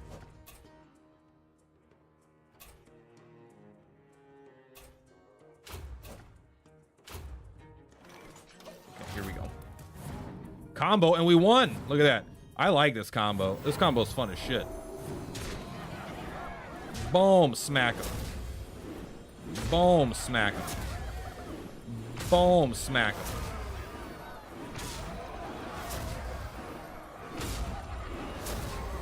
I know he's not living, but it's not about living. It's about having an efficient combo.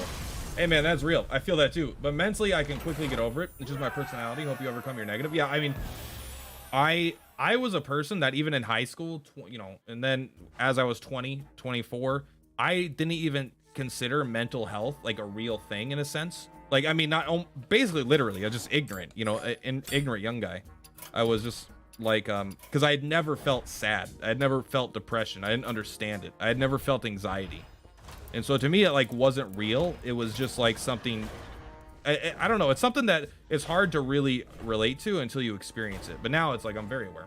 Hearthstone, more like gotta get her stoned to play this game. Hey, we're playing Mercenaries. More like we gotta get Merce stoned to play this game. How dare you?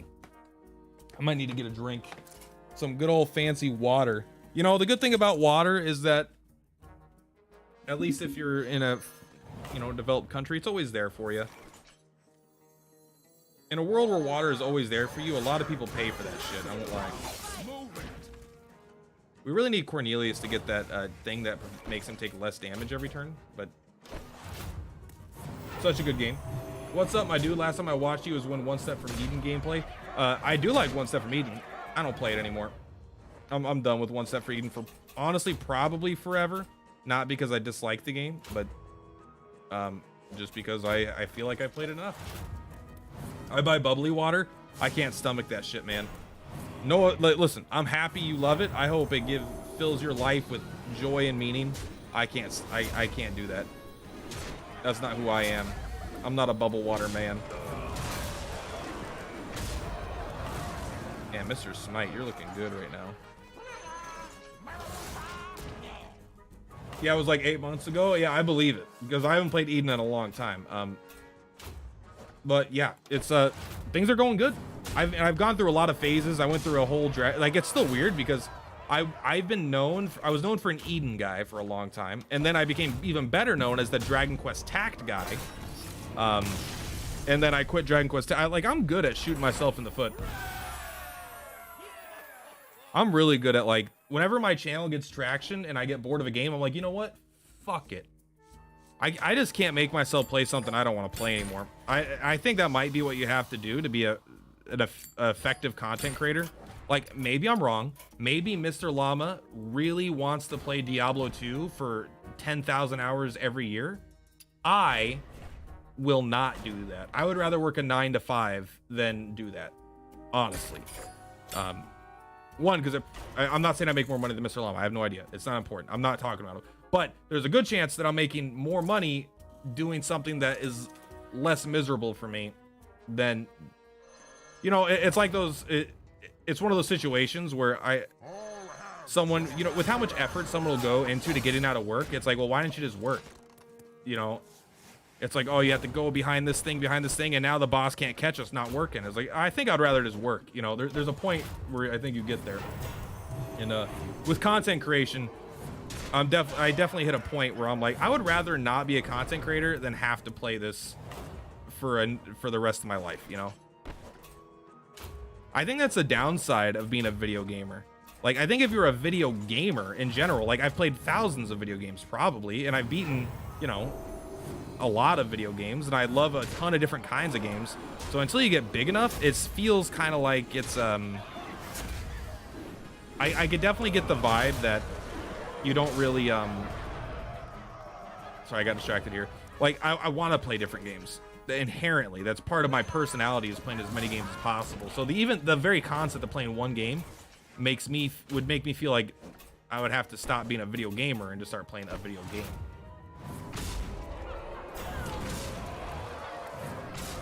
Like, I would definitely rather work than, like, if I had to play Fortnite 8 hours a day for, you know, 40 hours a week for the next 5 years, I'm like, bro, just give me a job. I'm okay with taking the job. But that's why I may never be a professional content creator. We don't want to watch the guy who doesn't enjoy what he's playing. That's how it should be. I mean, that's how it should be, but, you know, numbers don't lie. To be fair, if you put a poll, people don't know what they want, you know? That's like one of the main things you kind of, I feel like when you start making content, you kind of know and you learn, is people don't know what they want. If you have one person, or, you know, you have like 10 people and they all tell you what they want, they all do, that's one thing. But if you take a poll and you get 90% of people to say one thing, yeah, I would love to watch this, and then they just don't show up for the views, you know? It's just like, people don't know what they want. I played WoW for 11 years, but I've taken long ass breaks in between. If you don't like a game, stop playing it. That's what I do. That's why I stopped playing Eden. That's why I stopped playing Tact. I'm in the spot where I definitely don't. Luckily, my job isn't to play. You better not do this. My job isn't to play video games. Not that I wouldn't take a job as a content creator, but I would have to be variety, and that's way harder to do. But even then, I still I have no problem being like, you know what, I'm not playing this. I don't want to anymore. But that doesn't mean anything's bad. Like, I like Dragon Quest Tact. I like One Step for Eden, but, you know, I don't need to play the game for another 1,000 hours. I've played it enough. This guy really needs some help. We're just doing this. We're not trying to win anything. We're just getting the tasks done. We're almost at 700 out of 900, so we're actually cooking along pretty quickly here. And I played WoW probably 8 different times in my life, and I've loved it every time. I actually thought about playing WoW again. There's just something about, but here's the issue with WoW, is that I literally only like classic WoW, and Burning Crusade I like too. I actually have a lot of fun. But man, I have no interest in retail WoW. And I feel like now classic WoW, like, because I went through and I played classic WoW, I got up to level 60, Burning Crusade came out, I got up to level 70. I maxed out my engineering profession, I did some PvP, I did the raid, I did whatever, the school, I don't even remember what it's called, Karazhan or something. You know, I did my attunement for that. I got my flying mount, you know, so I got like, I didn't finish everything, but I did this great checklist, you know, of stuff. I did a lot of the heroic dungeons, and then I was like, I'm just kind of done though, you know, I don't want to play anymore. But also so many bots and shit, man, in classic WoW, and the fucking auction house is just gross. That's my mentality these days. I was in a guild that didn't want me to quit though, but I just couldn't keep because there were so many other things to do. Yeah, that's just the way it is. Like the idea of being so busy with video games I don't want to play, like this is kind of the way I guess I would describe it. Like if I was so busy because I had to play other games that I didn't really want to play that much, but I had to play them for work, that I couldn't play Elden Ring, I'd be like, I have made a huge wrong decision in my life. I need to be able to play Elden Ring when it comes out. No matter, you know, like I'm a video gamer. I can't not play fucking Elden Ring. Are you crazy? Oh my God. Why are these guys so fucking strong? What was your last WoW expansion? Me, I played Burning Crusade. I went back and played classic WoW. When I initially played WoW for the very first time, when I finally got a computer and I could play WoW, I started in Cataclysm and I ended in, well, I think I started in Cataclysm came out. So I think Cataclysm was my last expansion in retail. But then classic WoW came out. I fucking love classic WoW, man.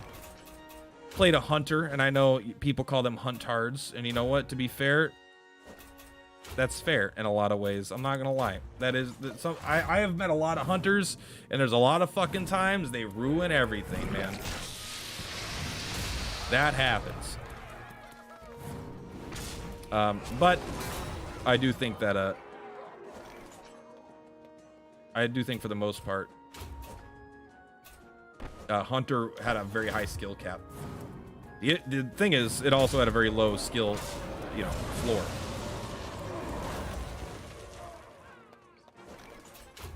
All right, I guess we're gonna lose. Is this the very first fight? To be fair, this is like might be the worst fight. I don't know how they get so much attack, by the way.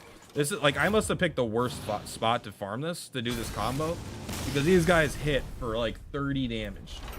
This is definitely something you don't want to do physical shit with. Hey, girlfriend, looking good. Give a friendly character +5 attack and win fury. Yeah, absolutely. Hey, we did it. We did 900 damage. Let's go. I'm really excited for that new Octopath Traveler gotcha, though. Repack, let's go. More money. 450 damage to heroic bosses. All right, let's go. It doesn't even say that this merc has to be in the party, so I don't think we need it. I was into retail since Legion and tried, but couldn't get into slower pace of classic WoW. Sadly, modern WoW just isn't very good for me either. I'm a huge alt enjoyer, and they don't really support it. I've actually, so classic WoW is definitely my favorite MMO of all time, and to me, it's not even close. The amount of freedom, well, like I could compare it to other MMOs. Like the reason I don't like FF14 is I don't really like any of the classes that much. None of them really speak to me. They all feel kind of similar in a lot of ways. And there's not like the world PvP isn't there, right? You don't get to troll people. Other people don't get to harass you, and you don't get to have Horde versus Alliance, just unnecessary. Just like, you never get those moments where like you in classic WoW where you're just like level 15 and you're just like skinning a fucking boar and 3 level 60 Horde come and kill you and camp your body and it's miserable. There's something so special that where you're just like, fucking Horde, man. Then you're level 60 one day, and then you go around and find level 20 Horde and you just start killing them everywhere you can. You're like, oops, sorry. I even made it. I was a hunter, but I was a night elf, so I could turn invisible. Only while standing still though, and so then I got a tiger that could turn invisible, so I would stand invisible somewhere and I would send my invisible tiger to attack people when they went to attack mobs, and so I wouldn't even have to be revealed. I would just send the tiger out. It was so fucking fun, and it's just pure toxicity, and their classic WoW has that in a way that no other MMO I think has. But also classic WoW, I do like the slow pace of the game because the leveling is the game, you know? It's not like you level to get to the end game content. You're just leveling is a huge part of the experience. And for most players, it's the majority. And that's what you're having a lot of fun with, you know? As long as people aren't just fucking boosting and buying bots and stuff, which is like fine. It's their, well, bots aren't fine, but if you want to boost, that's your prerogative, but I don't recommend it. But outside of that, all the classes, like every one of the classes felt super unique. Super unique. That was my favorite thing. Like every class had weird, useless abilities, and every class had something that only they could do. Like it didn't matter what it was, but like that was my favorite part, is like every class had something that no one else in the game could do. And so you always wanted someone in your party of a class, because you're like, oh, hey, we got a druid in our party. I hate druid healers. I hate having druid healers, but druid healers are the only druids that could heal during combat. They got battle reses, right? That's really cool. So now you want at least one druid healer in your party. But druid healers can't revive outside of combat. They don't have a way to revive you if you die and the battle ends, right? That's a fucking meme right there, but it's hilarious. So now you kind of want a paladin tank maybe, because the paladin tank can revive people. But the paladin tank can also heal himself, and he can also they can also off tank, you know, and off heal. They can do all this stuff. Hunters have not only the ability to do frozen traps, which do AoE slows without drawing aggro, they also have the ability to instantly drop all their aggro by feigning death, and they also have the ability to what the hell am I gonna say? They could feign death before combat's over, and so everyone dies, the team wipes. You could stand up and you could use like goblin jumper cables, things like that. And they obviously have a pet, so they can have a pet kind of do off aggro. Mages could teleport to cities and conjure food. Warlocks can create summon stones, so people can summon themselves. They can create health potions, basically, so people can do that. They can create nether portals and summon people directly to you instead of to cities. Priests can mind control people. It's very popular to mind control mobs and have them fight other mobs to kill them. They also have, they have more defensive, powerful heals and are good at healing groups, especially with shields. Shamans have totems, right? Which have shamans have the best AoE passive buffs in the game. It's like every single class, no matter what I play in World of Warcraft, I'm always like, oh fuck, man, I wish I could do this thing that this class could do, because it's cool. And that's what I just have a huge love of the game because of that. And I feel like when I played in the future versions of the game, I'm not saying they lost that necessarily, but I definitely felt like there was that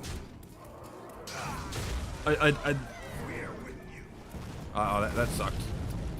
I wasn't paying attention there. I definitely felt like classes started to become more standardized, you know? Every class started to become much more like other classes, and not like literally the same, of course. Everything has their own signature stuff, but the things that made classes very unique started to become shared, even if situationally among other classes. I can't even think of all the classes because there's like 9 of them. WoW classic classes. WoW classic classes.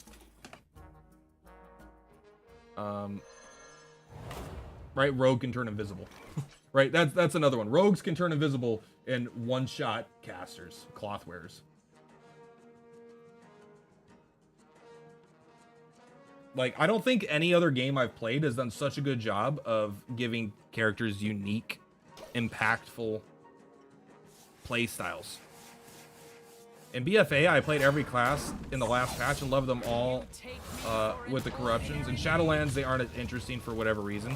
And to be like, again, I can't even talk about current WoW. I just haven't really played it. I think you're gonna... No, you're gonna do that. And you're just gonna get cross start. But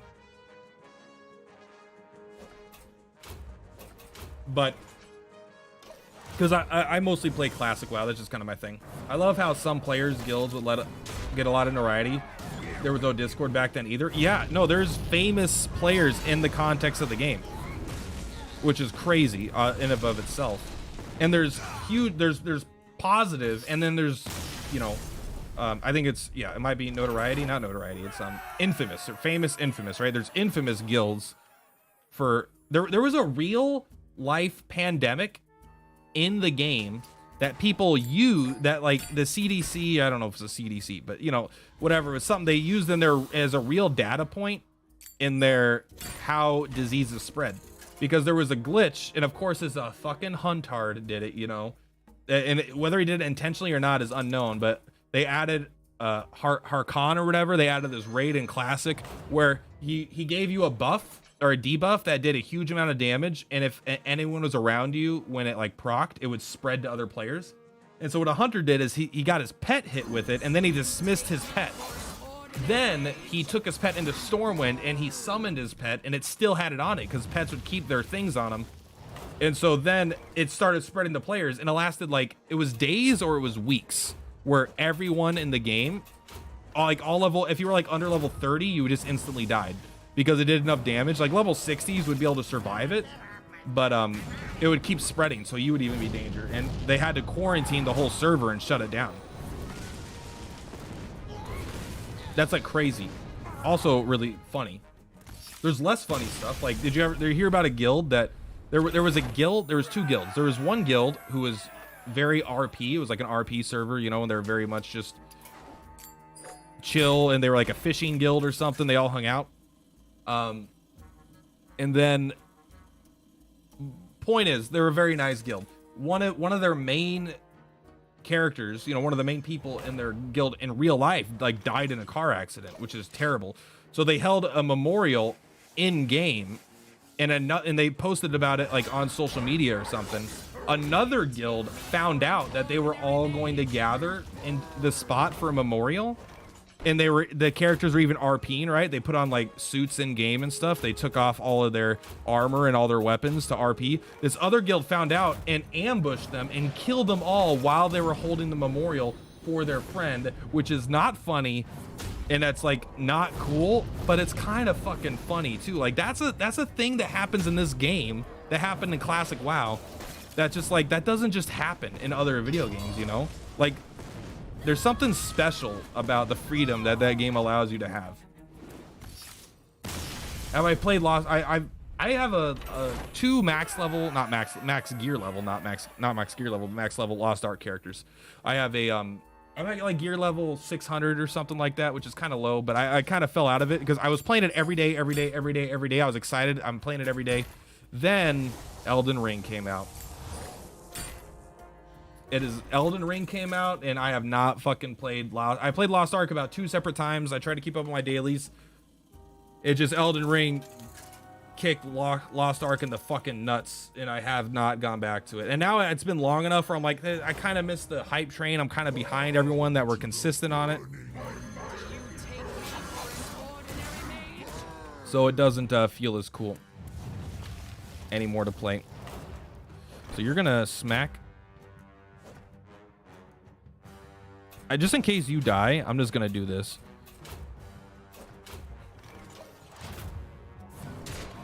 I have 4 notifications on Discord. It's probably my friends chatting. I love that game. Lots of new sets and characters. I'd like to have at least one cool sleeved ready to play deck, but I'd never use it, so I don't know. Lost Ark was awesome for me. Right before that, I got into the latest Path of Exile League, and so it was an easy transition. You know what? I feel like I'm the only person that just does not like Path of Exile. You know what's crazy about Lost Ark is I don't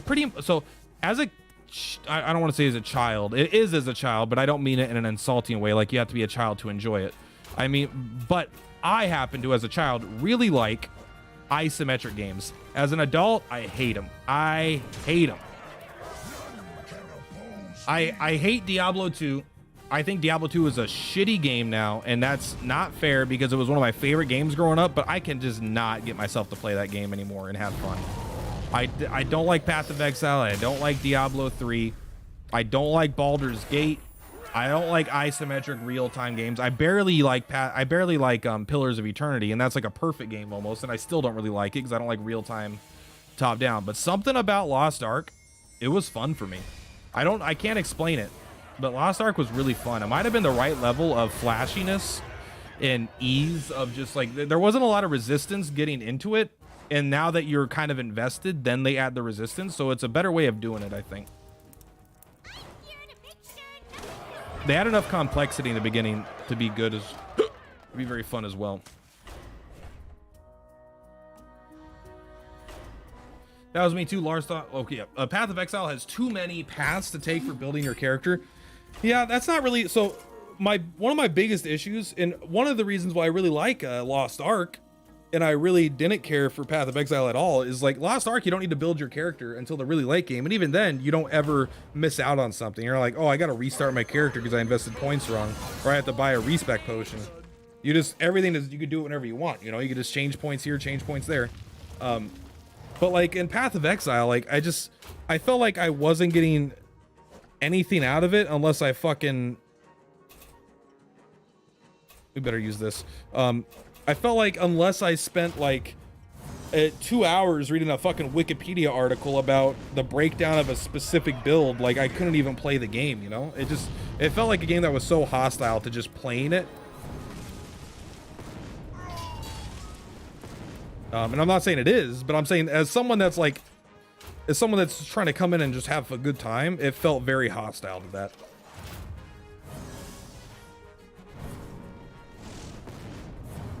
At least Diablo 2, you don't really need to know anything. You can just go in and beat the game on normal. If you want to beat the game on like whatever Ubers are, I don't know what that is necessarily, but if you want to beat the game on like Hell Nightmare and stuff, like you have to start having some more idea what you're doing. But just to beat the game on normal, really not that bad.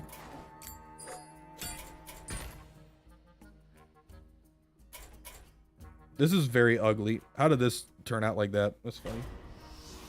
After 2 months of Lost Ark, I actually missed Path of Exile. I felt a lot more going on with building your character, and Lost Ark is more standard MMO, simpler. Well, yeah, so I don't consider Path of Exile really an MMO. I mean, it is in a sense, but I think Lost Ark is like way more MMO, if that makes sense. And it's definitely like, it's more like WoW, right? Like WoW, you don't build your character. You level your character, you get better gear, so you build them in that sense. And you have a skill tree, but you know, you could spec, but that's like the extent of it. Lost Ark is basically like that. You level your character, you get them better gear. That's all you really got to worry about. That is just so much more damage. We'll just pop this out right now. Apparently I got a drop. Job's done. I just got a drop from watching my own stream. What the fuck is that about?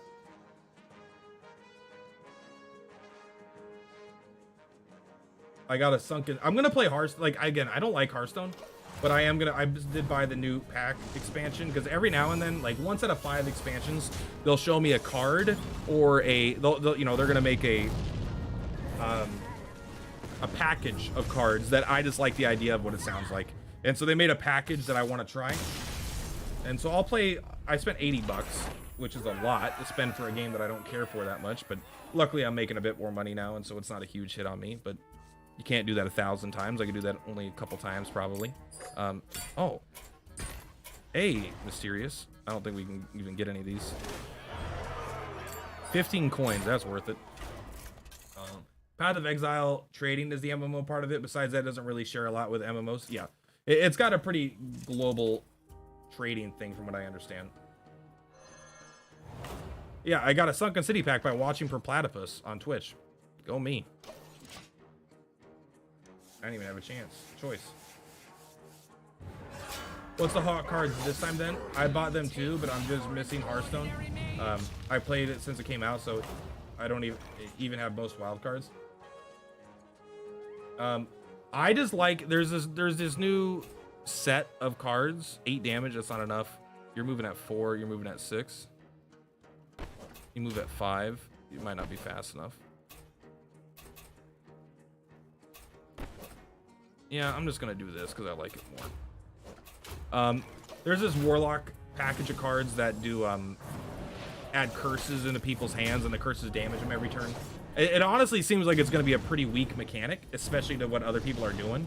However, I am such a fucking sucker for poison mechanics, like damage over time. You know, small 8 damage. You're gonna do 16 damage. You're moving at 6 though, so you might get us. Can we just end you before you get a chance to do that? We might. We'll see. No, probably not. You're gonna heal. I'm just a sucker for poison-esque effects. You know, it's like incremental damage is like my favorite, so it just sounded really fun. Nope. Oh, we didn't get to see your real speed. All right. But like, there's just no part of me that likes Hearthstone more than Magic the Gathering. Not even a little bit, honestly. But Hearthstone does have an advantage in one aspect. I don't even necessarily like it more, but it does have advantage. Where if I just jump into Hearthstone, the decks almost make themselves in a lot of ways. Like the deck building is much simpler. Because cards come in packages, you know. You're like, okay, let's go to Mage. All right, so it already divides the card pool by a 9, you know, a 9th. So you already have like way less of the card pool because it cuts like 8 classes out or 9 classes out, right? So you already have a much smaller card pool to look at. Then there's going to be in the new expansion or whatever that you're looking at, there's going to be cards that are based off a theme. Like, hey, every time you cast a spell that's 5 or more or something, do this thing. Ah, this spell costs 5. Here we go.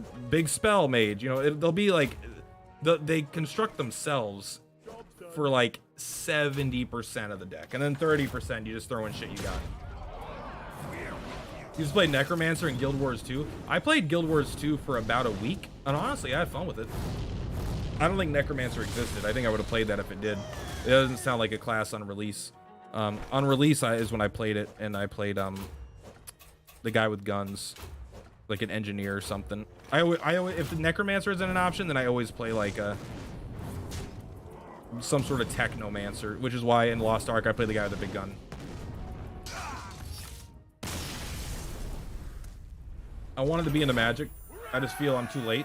I was into Hearthstone since day one. I kind of got into Magic 2 years ago and never became an expert. Would you recommend Magic Arena or whatever? I love Magic Arena. I play Magic Arena. I haven't played it as much in the last month or two, but I come back to Magic way more than I ever come back to Hearthstone. Hearthstone, I play on average, and look, everyone has their own preferences. There's some people that like Yu-Gi-Oh, and I think Yu-Gi-Oh is at its core the worst card game ever made.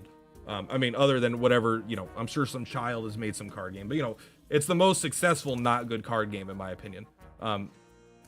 So everyone has their own tastes, right? But for me, Magic is just significantly better in all the ways. The disadvantage is it's a little bit harder to get a good deck. It's harder to make your own deck, but there's also a lot of people playing it, and there's a lot of history in the game, which is a good and bad thing, depending, you know. But Magic Arena is great. It's a little expensive at first, but you can honestly just play and have fun. You don't need to play to have the top tier decks. And if you don't play to have top tier decks, you're likely to have more fun. It's a high skill cap game, no doubt about that. It's a high skill cap game, so if you want to get better at something, it's a great game to play. I recommend, so my favorite content creator for Magic the Gathering Arena is LVD, Legend VD. I highly recommend his videos. He's probably my favorite content creator, period, but definitely my favorite Magic the Gathering content creator. He makes decks that are consistently fun and good, but also tend to be kind of off meta. So I think he just has and he's just got a wonderful energy and spirit to him. He's a very likable guy.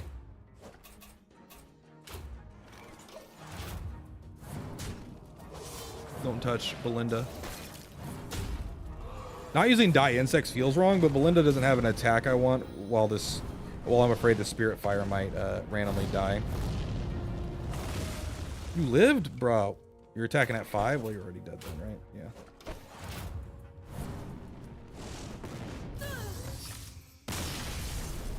I really wish Flesh and Blood had some sort of... Flesh and Blood's a new card game. It's not super new anymore. It's like a year or two, but it's very, very good. It's actually like shocking how fun that game is.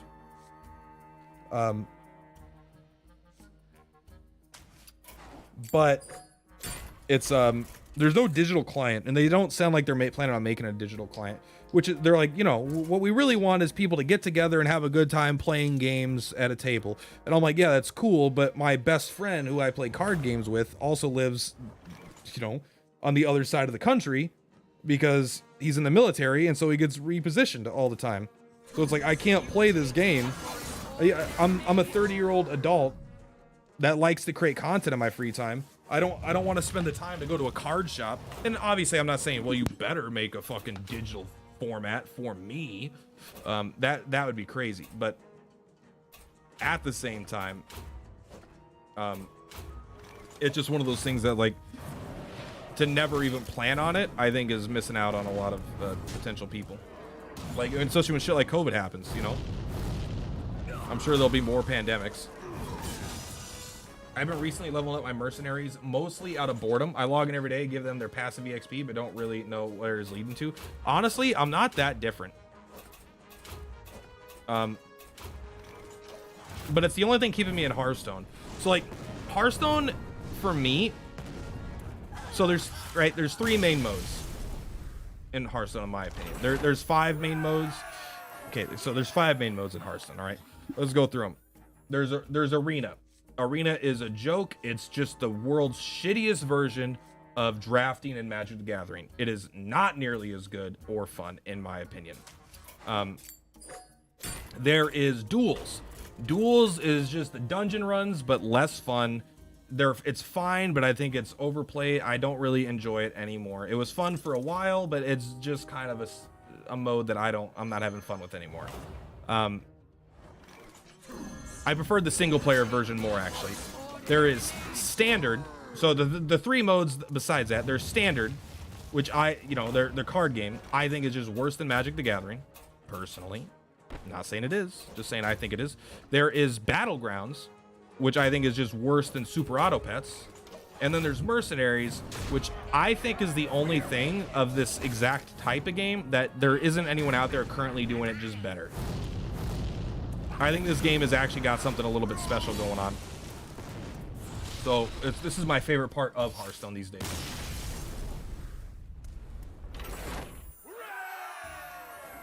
Every time I start an arena deck, I don't enjoy it. Agreed there. Yeah, I mean, not like arena is inherently bad. It's just, if you've ever drafted in Magic the Gathering, arena feels like shit. It's like obviously what they were trying to do, but it doesn't feel as good. Drafting in Magic the Gathering is so much more complex, which is good and is bad, depending on your situation, of course. We're not even gonna play Ragnaros here because he's just gonna die. Which can be good, it can be bad, right? But besides complexity, it's just more fun. You get a lot more freedom in what you want to do. You see a lot more cards. You get a chance to build a lot more synergy. Instead of just picking good cards, you get a lot of chance to really do shit. 3 damage. 13 damage. They're not all going to attack my guy. But just to be safe, I think I have to do this. In case they all attack this guy before he gets a chance to attack. They're pretty fast. Okay, they're gonna attack her. I wonder if they just like go out of their way to not attack that, honestly. I love Battlegrounds though. It's my main mode these days. So I like Battlegrounds and Battlegrounds. So the thing is, I like Battlegrounds less than I like Teamfight Tactics. But it's kind of close there.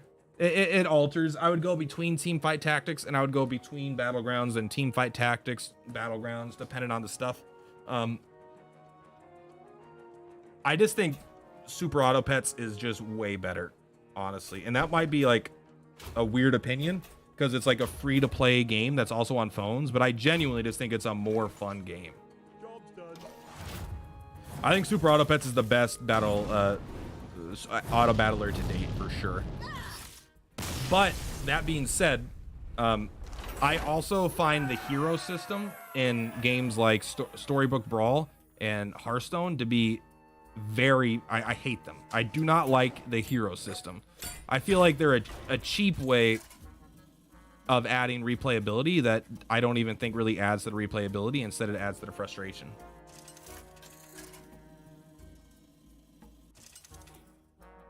My favorite hero to play is Ysera. If I have to play, if I play Battlegrounds, my favorite character is the money bags guy. The guy whenever you sell a minion, you get an extra gold next turn. That guy's the guy I always pick, or patches. Those are the two I'd pick, but I just don't like the hero system.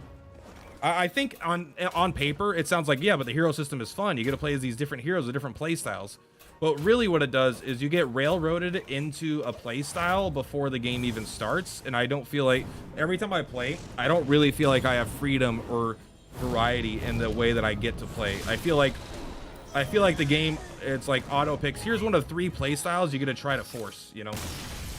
Like, yeah, okay, I picked patches. I'm buying pirates this game. I'm spending the whole game looking and buying pirates. Like, what else am I gonna do, you know? Which is like, that feels fine at first, but then it starts feeling, then you get a game where you're like, all right, I gotta have pirates. I spent 8 gold rolling this turn and I found no pirates or something, you know? And it's like, that not only feels bad, it just like, you don't get to play as adaptively as I think you want to, where if there was no heroes.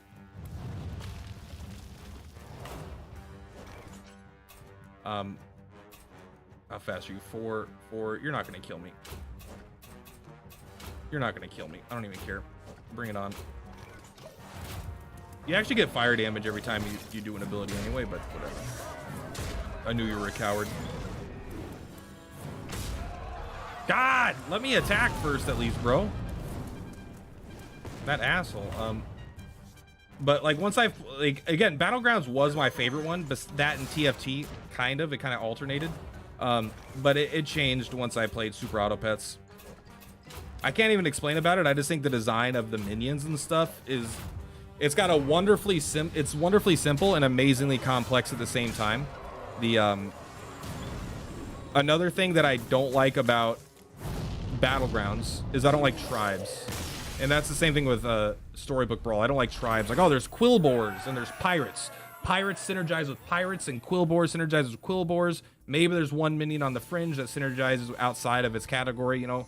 But for the most part, there's these packages again. And so it's like once you start investing in a package, you're looking for that package. Whereas when I'm playing Super Auto Pets, there's not a specific, nothing has a tribe, you know. So you don't have heroes, you don't have tribes. You're going in and you're just trying to do the best with what you're given. And if you're trying to force things, you're not necessarily playing wrong, but you're knowingly doing that. And you don't feel like you're doing it of your own volition, not because you feel like the game is trying to force you into it. I'm an elemental guy. Secondly, I go for Quillboars, and thirdly, demons, and that's it. I basically got myself to never fall lower than 4th place than often first. Yeah, getting top 4 is not too bad. I'm pretty bad at first.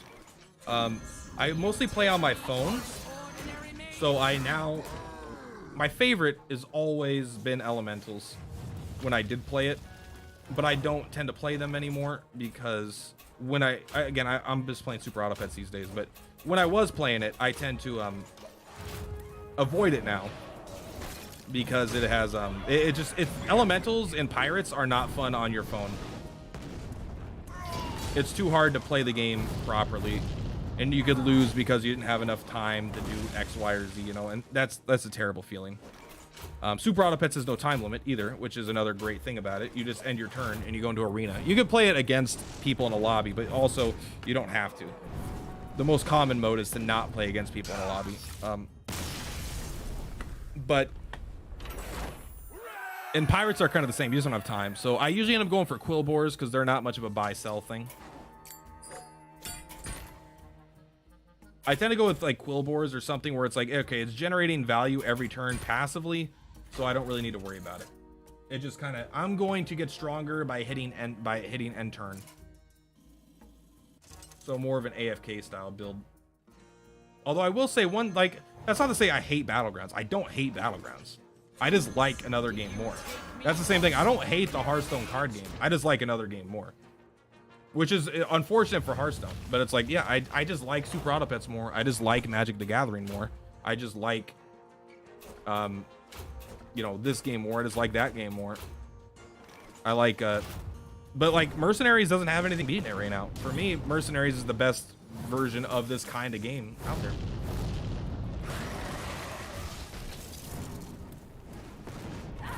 But Super Auto Pets came out with a new expansion pack.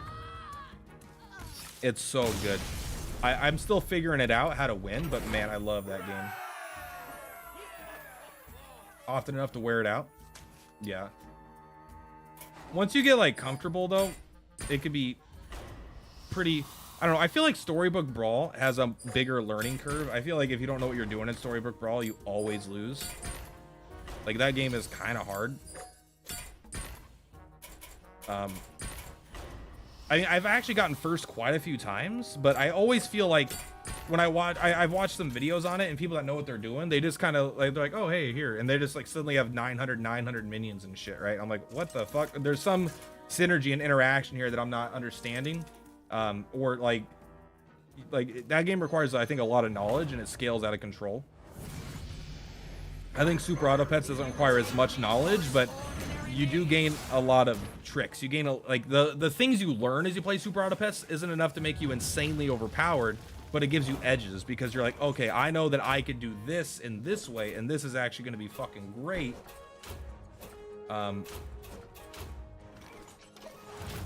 So that's cool. And in Hearthstone Battlegrounds, I feel like your first game ever, you can just kind of win because you're like, hey, this demon synergizes with demons. All right, I found a demon. All right, we'll get more demons to go with our demon, you know?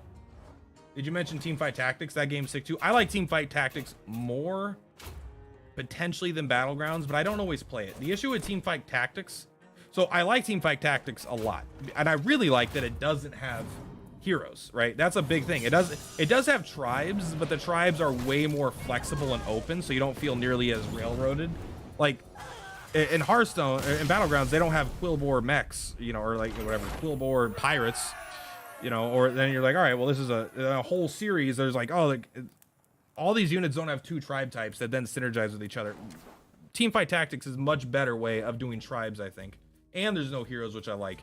The only issue with it is that Teamfight Tactics is complicated as fuck to just try to play after you haven't played for a while, because you have no idea what's going on, and you get your ass kicked for like 5 hours until you figure out what anything does. And I don't like the items aspect that much in the game. I don't like getting random items. Like, I feel like getting random characters is kind of enough, but Teamfight Tactics is a bit easier to force what you want to have happen, I think. Or at least that's the way I felt. You can kind of like, all right, I want to go this, and I'm experienced enough in the game to know that I can do this build. Job's done. You're not gonna kill me. You're not gonna kill me. But yeah, there's a lot to memorize and a lot to know, because you have to know, like, all right, I have a witch Templar, you know. Okay, there's another Templar at rank 3 that's a Templar Renegade, so I can go, you know, now I want to go Renegade build with the Templar Witch Light, but then I'm gonna switch off to go full, you know, Beastcraft. It's just like, there's so much to fucking know. It's just so hard to play the game at first. See, and like, Pac doesn't even like Teamfight Tactics. I love Teamfight Tactics, like, honestly, I think it's great, but it's a game that, unless I'm playing a lot of, yeah, the game, unless you're playing a lot of it, it's too hard to play without knowing what's going on, and it takes a lot of effort and losing to know what's going on. So that's definitely a big weakness of it. It's got a high barrier to entry for a game that is a auto battler, which is a strength and a weakness, but I think they found their audience.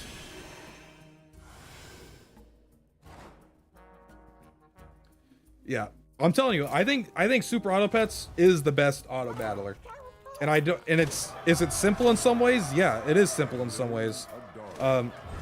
It's like simple to get into, but it's very hard to master.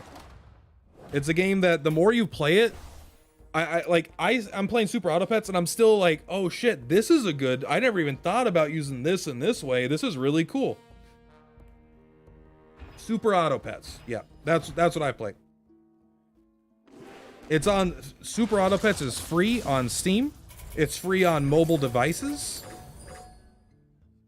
to play the free-to-play pack, there's also a paid expansion for like $5. I like the free one more, so you don't even need to feel the need to pay. I played League of Legends, but TFT is too much for me. You're a better gamer than me. I mean, I don't even play it anymore, but League of Legends, again, League of Legends I just don't like as much as Dota. I think Dota 2 is just a more fun game for me, but I have more hours in League of Legends because I played League of Legends season, like almost pre-season 1, right? Like, I started playing League of Legends when the newest character was Jarvan the Fourth.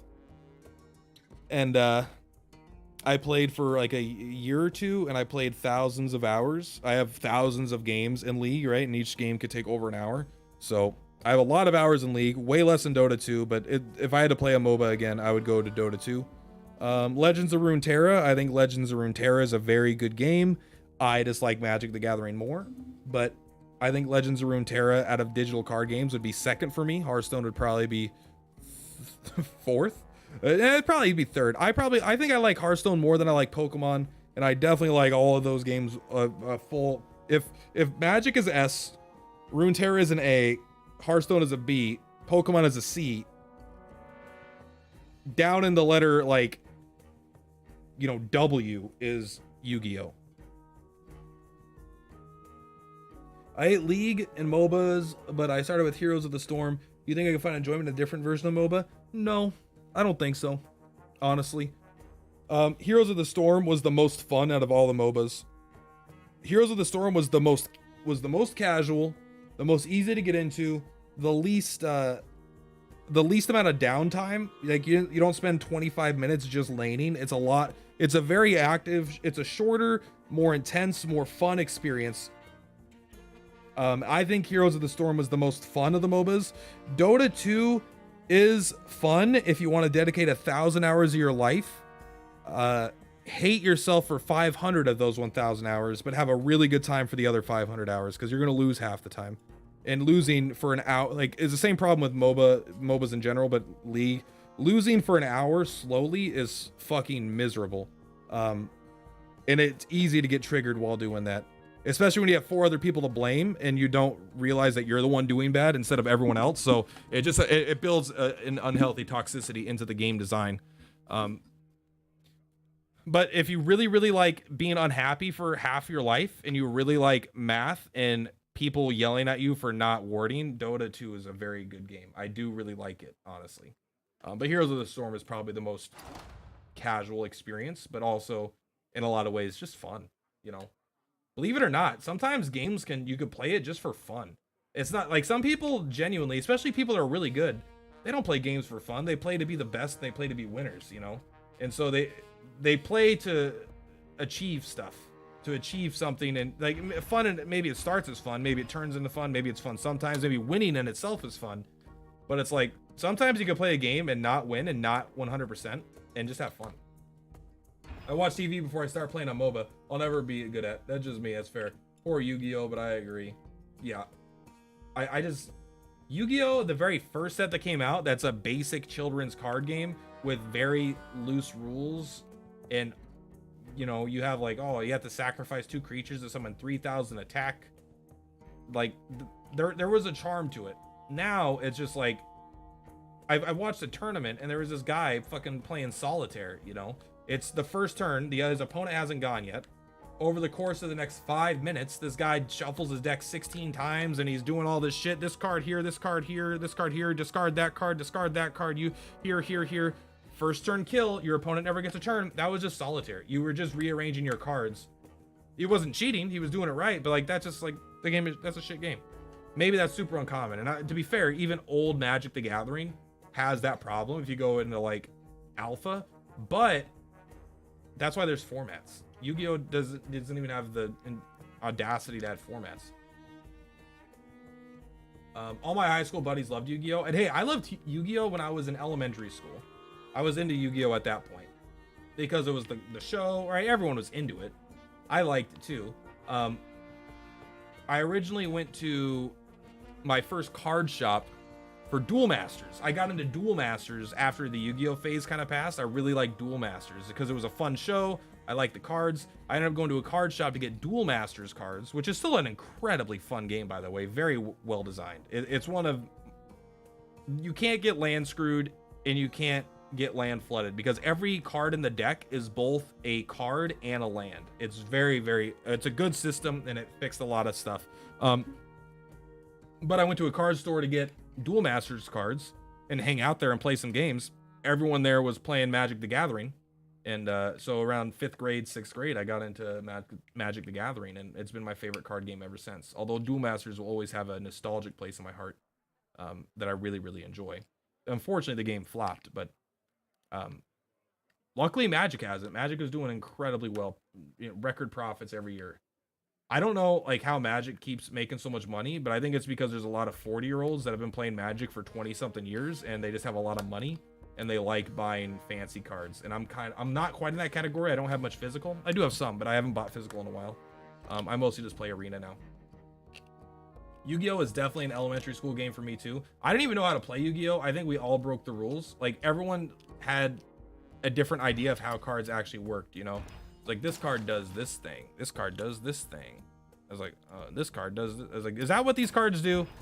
Yeah, didn't you know that this card's face down? The flip ability only works if you flip it face down after it's been in play for 2 turns. Like, what do you... Everyone has made up bullshit. All right, I think I'm done for today. I had a good time. Thank you. You know what? Streaming's a lot more fun when 1 or 2 people show up. I only planned on streaming for like an hour, and I ended up going for quite a bit longer than that, I think. Let's take a look. What does Twitch say I streamed for?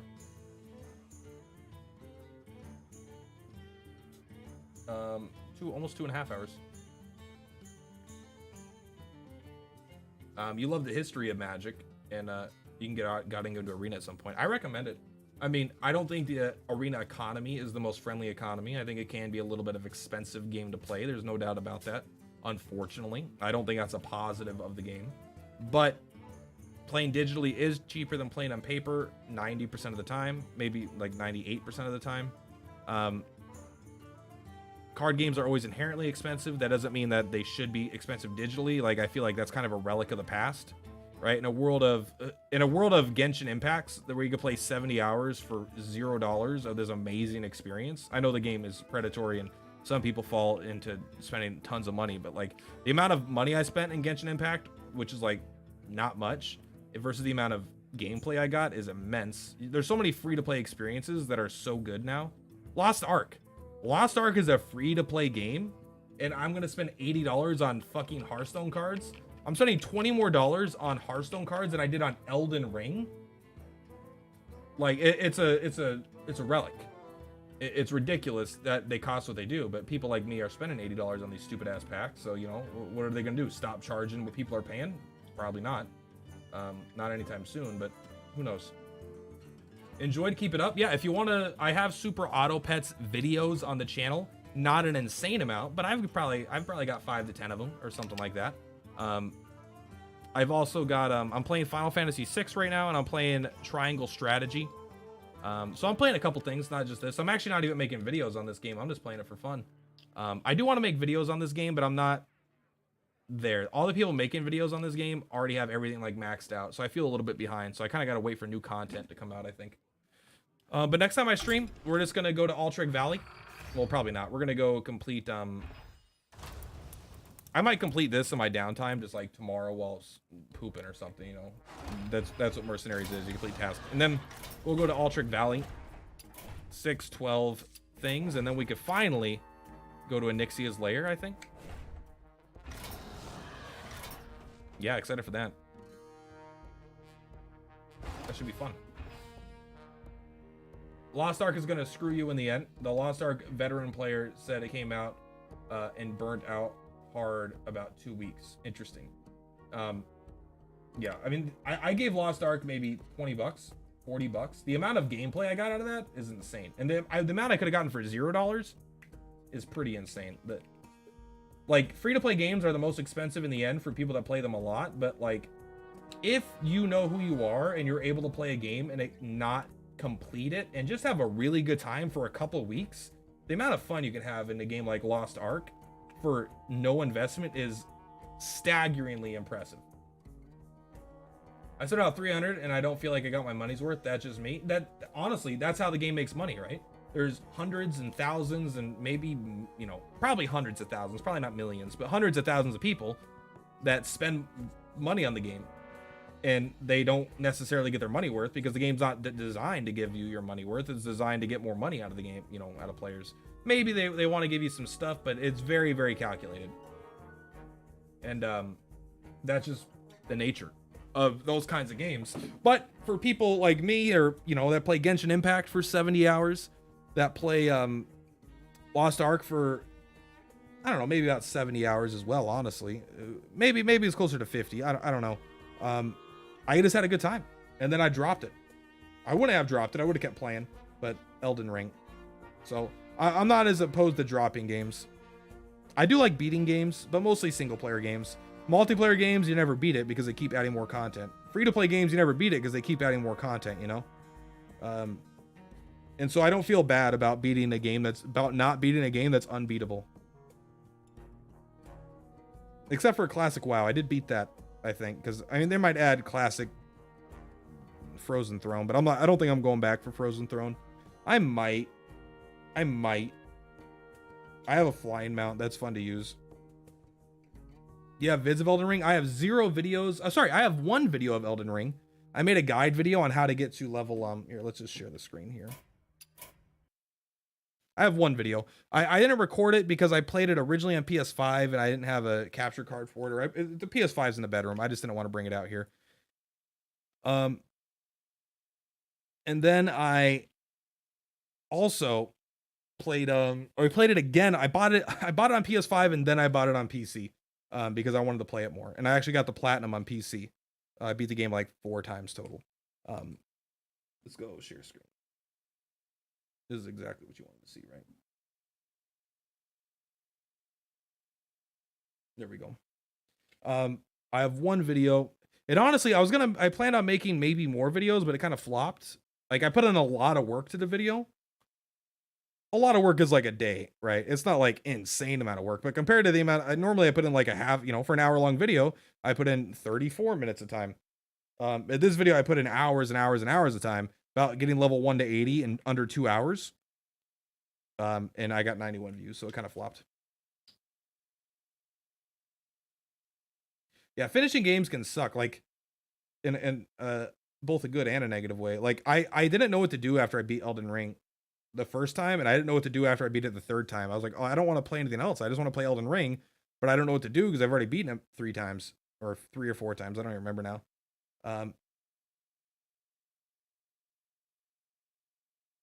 But I did make 1 video for it. It was fun. I actually had a good time making the video. I just was hoping it would get a couple thousand views. It got 90, but I shouldn't be surprised. My channel doesn't get that many views.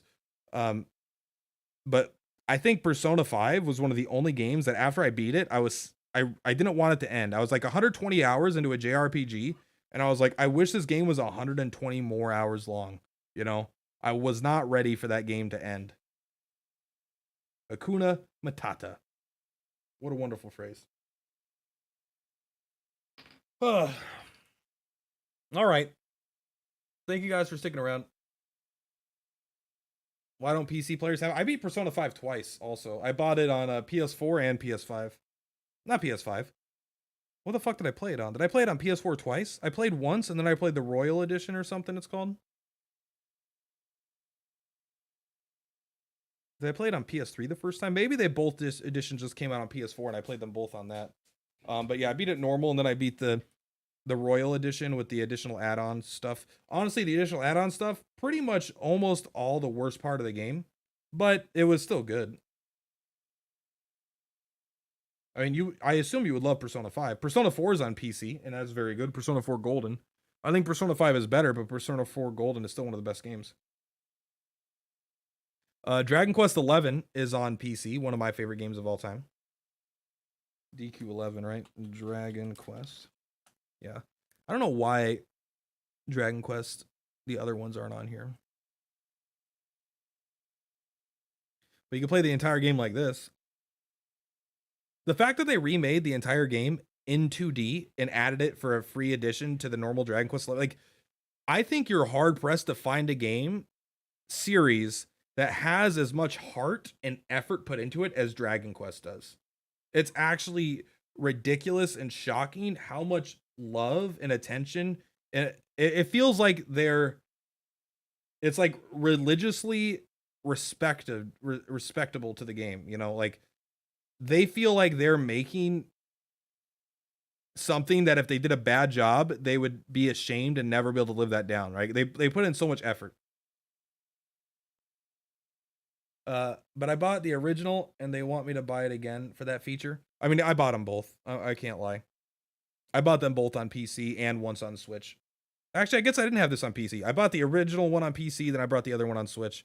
I don't typically buy games twice, but JRPGs with new editions, I guess, are my thing.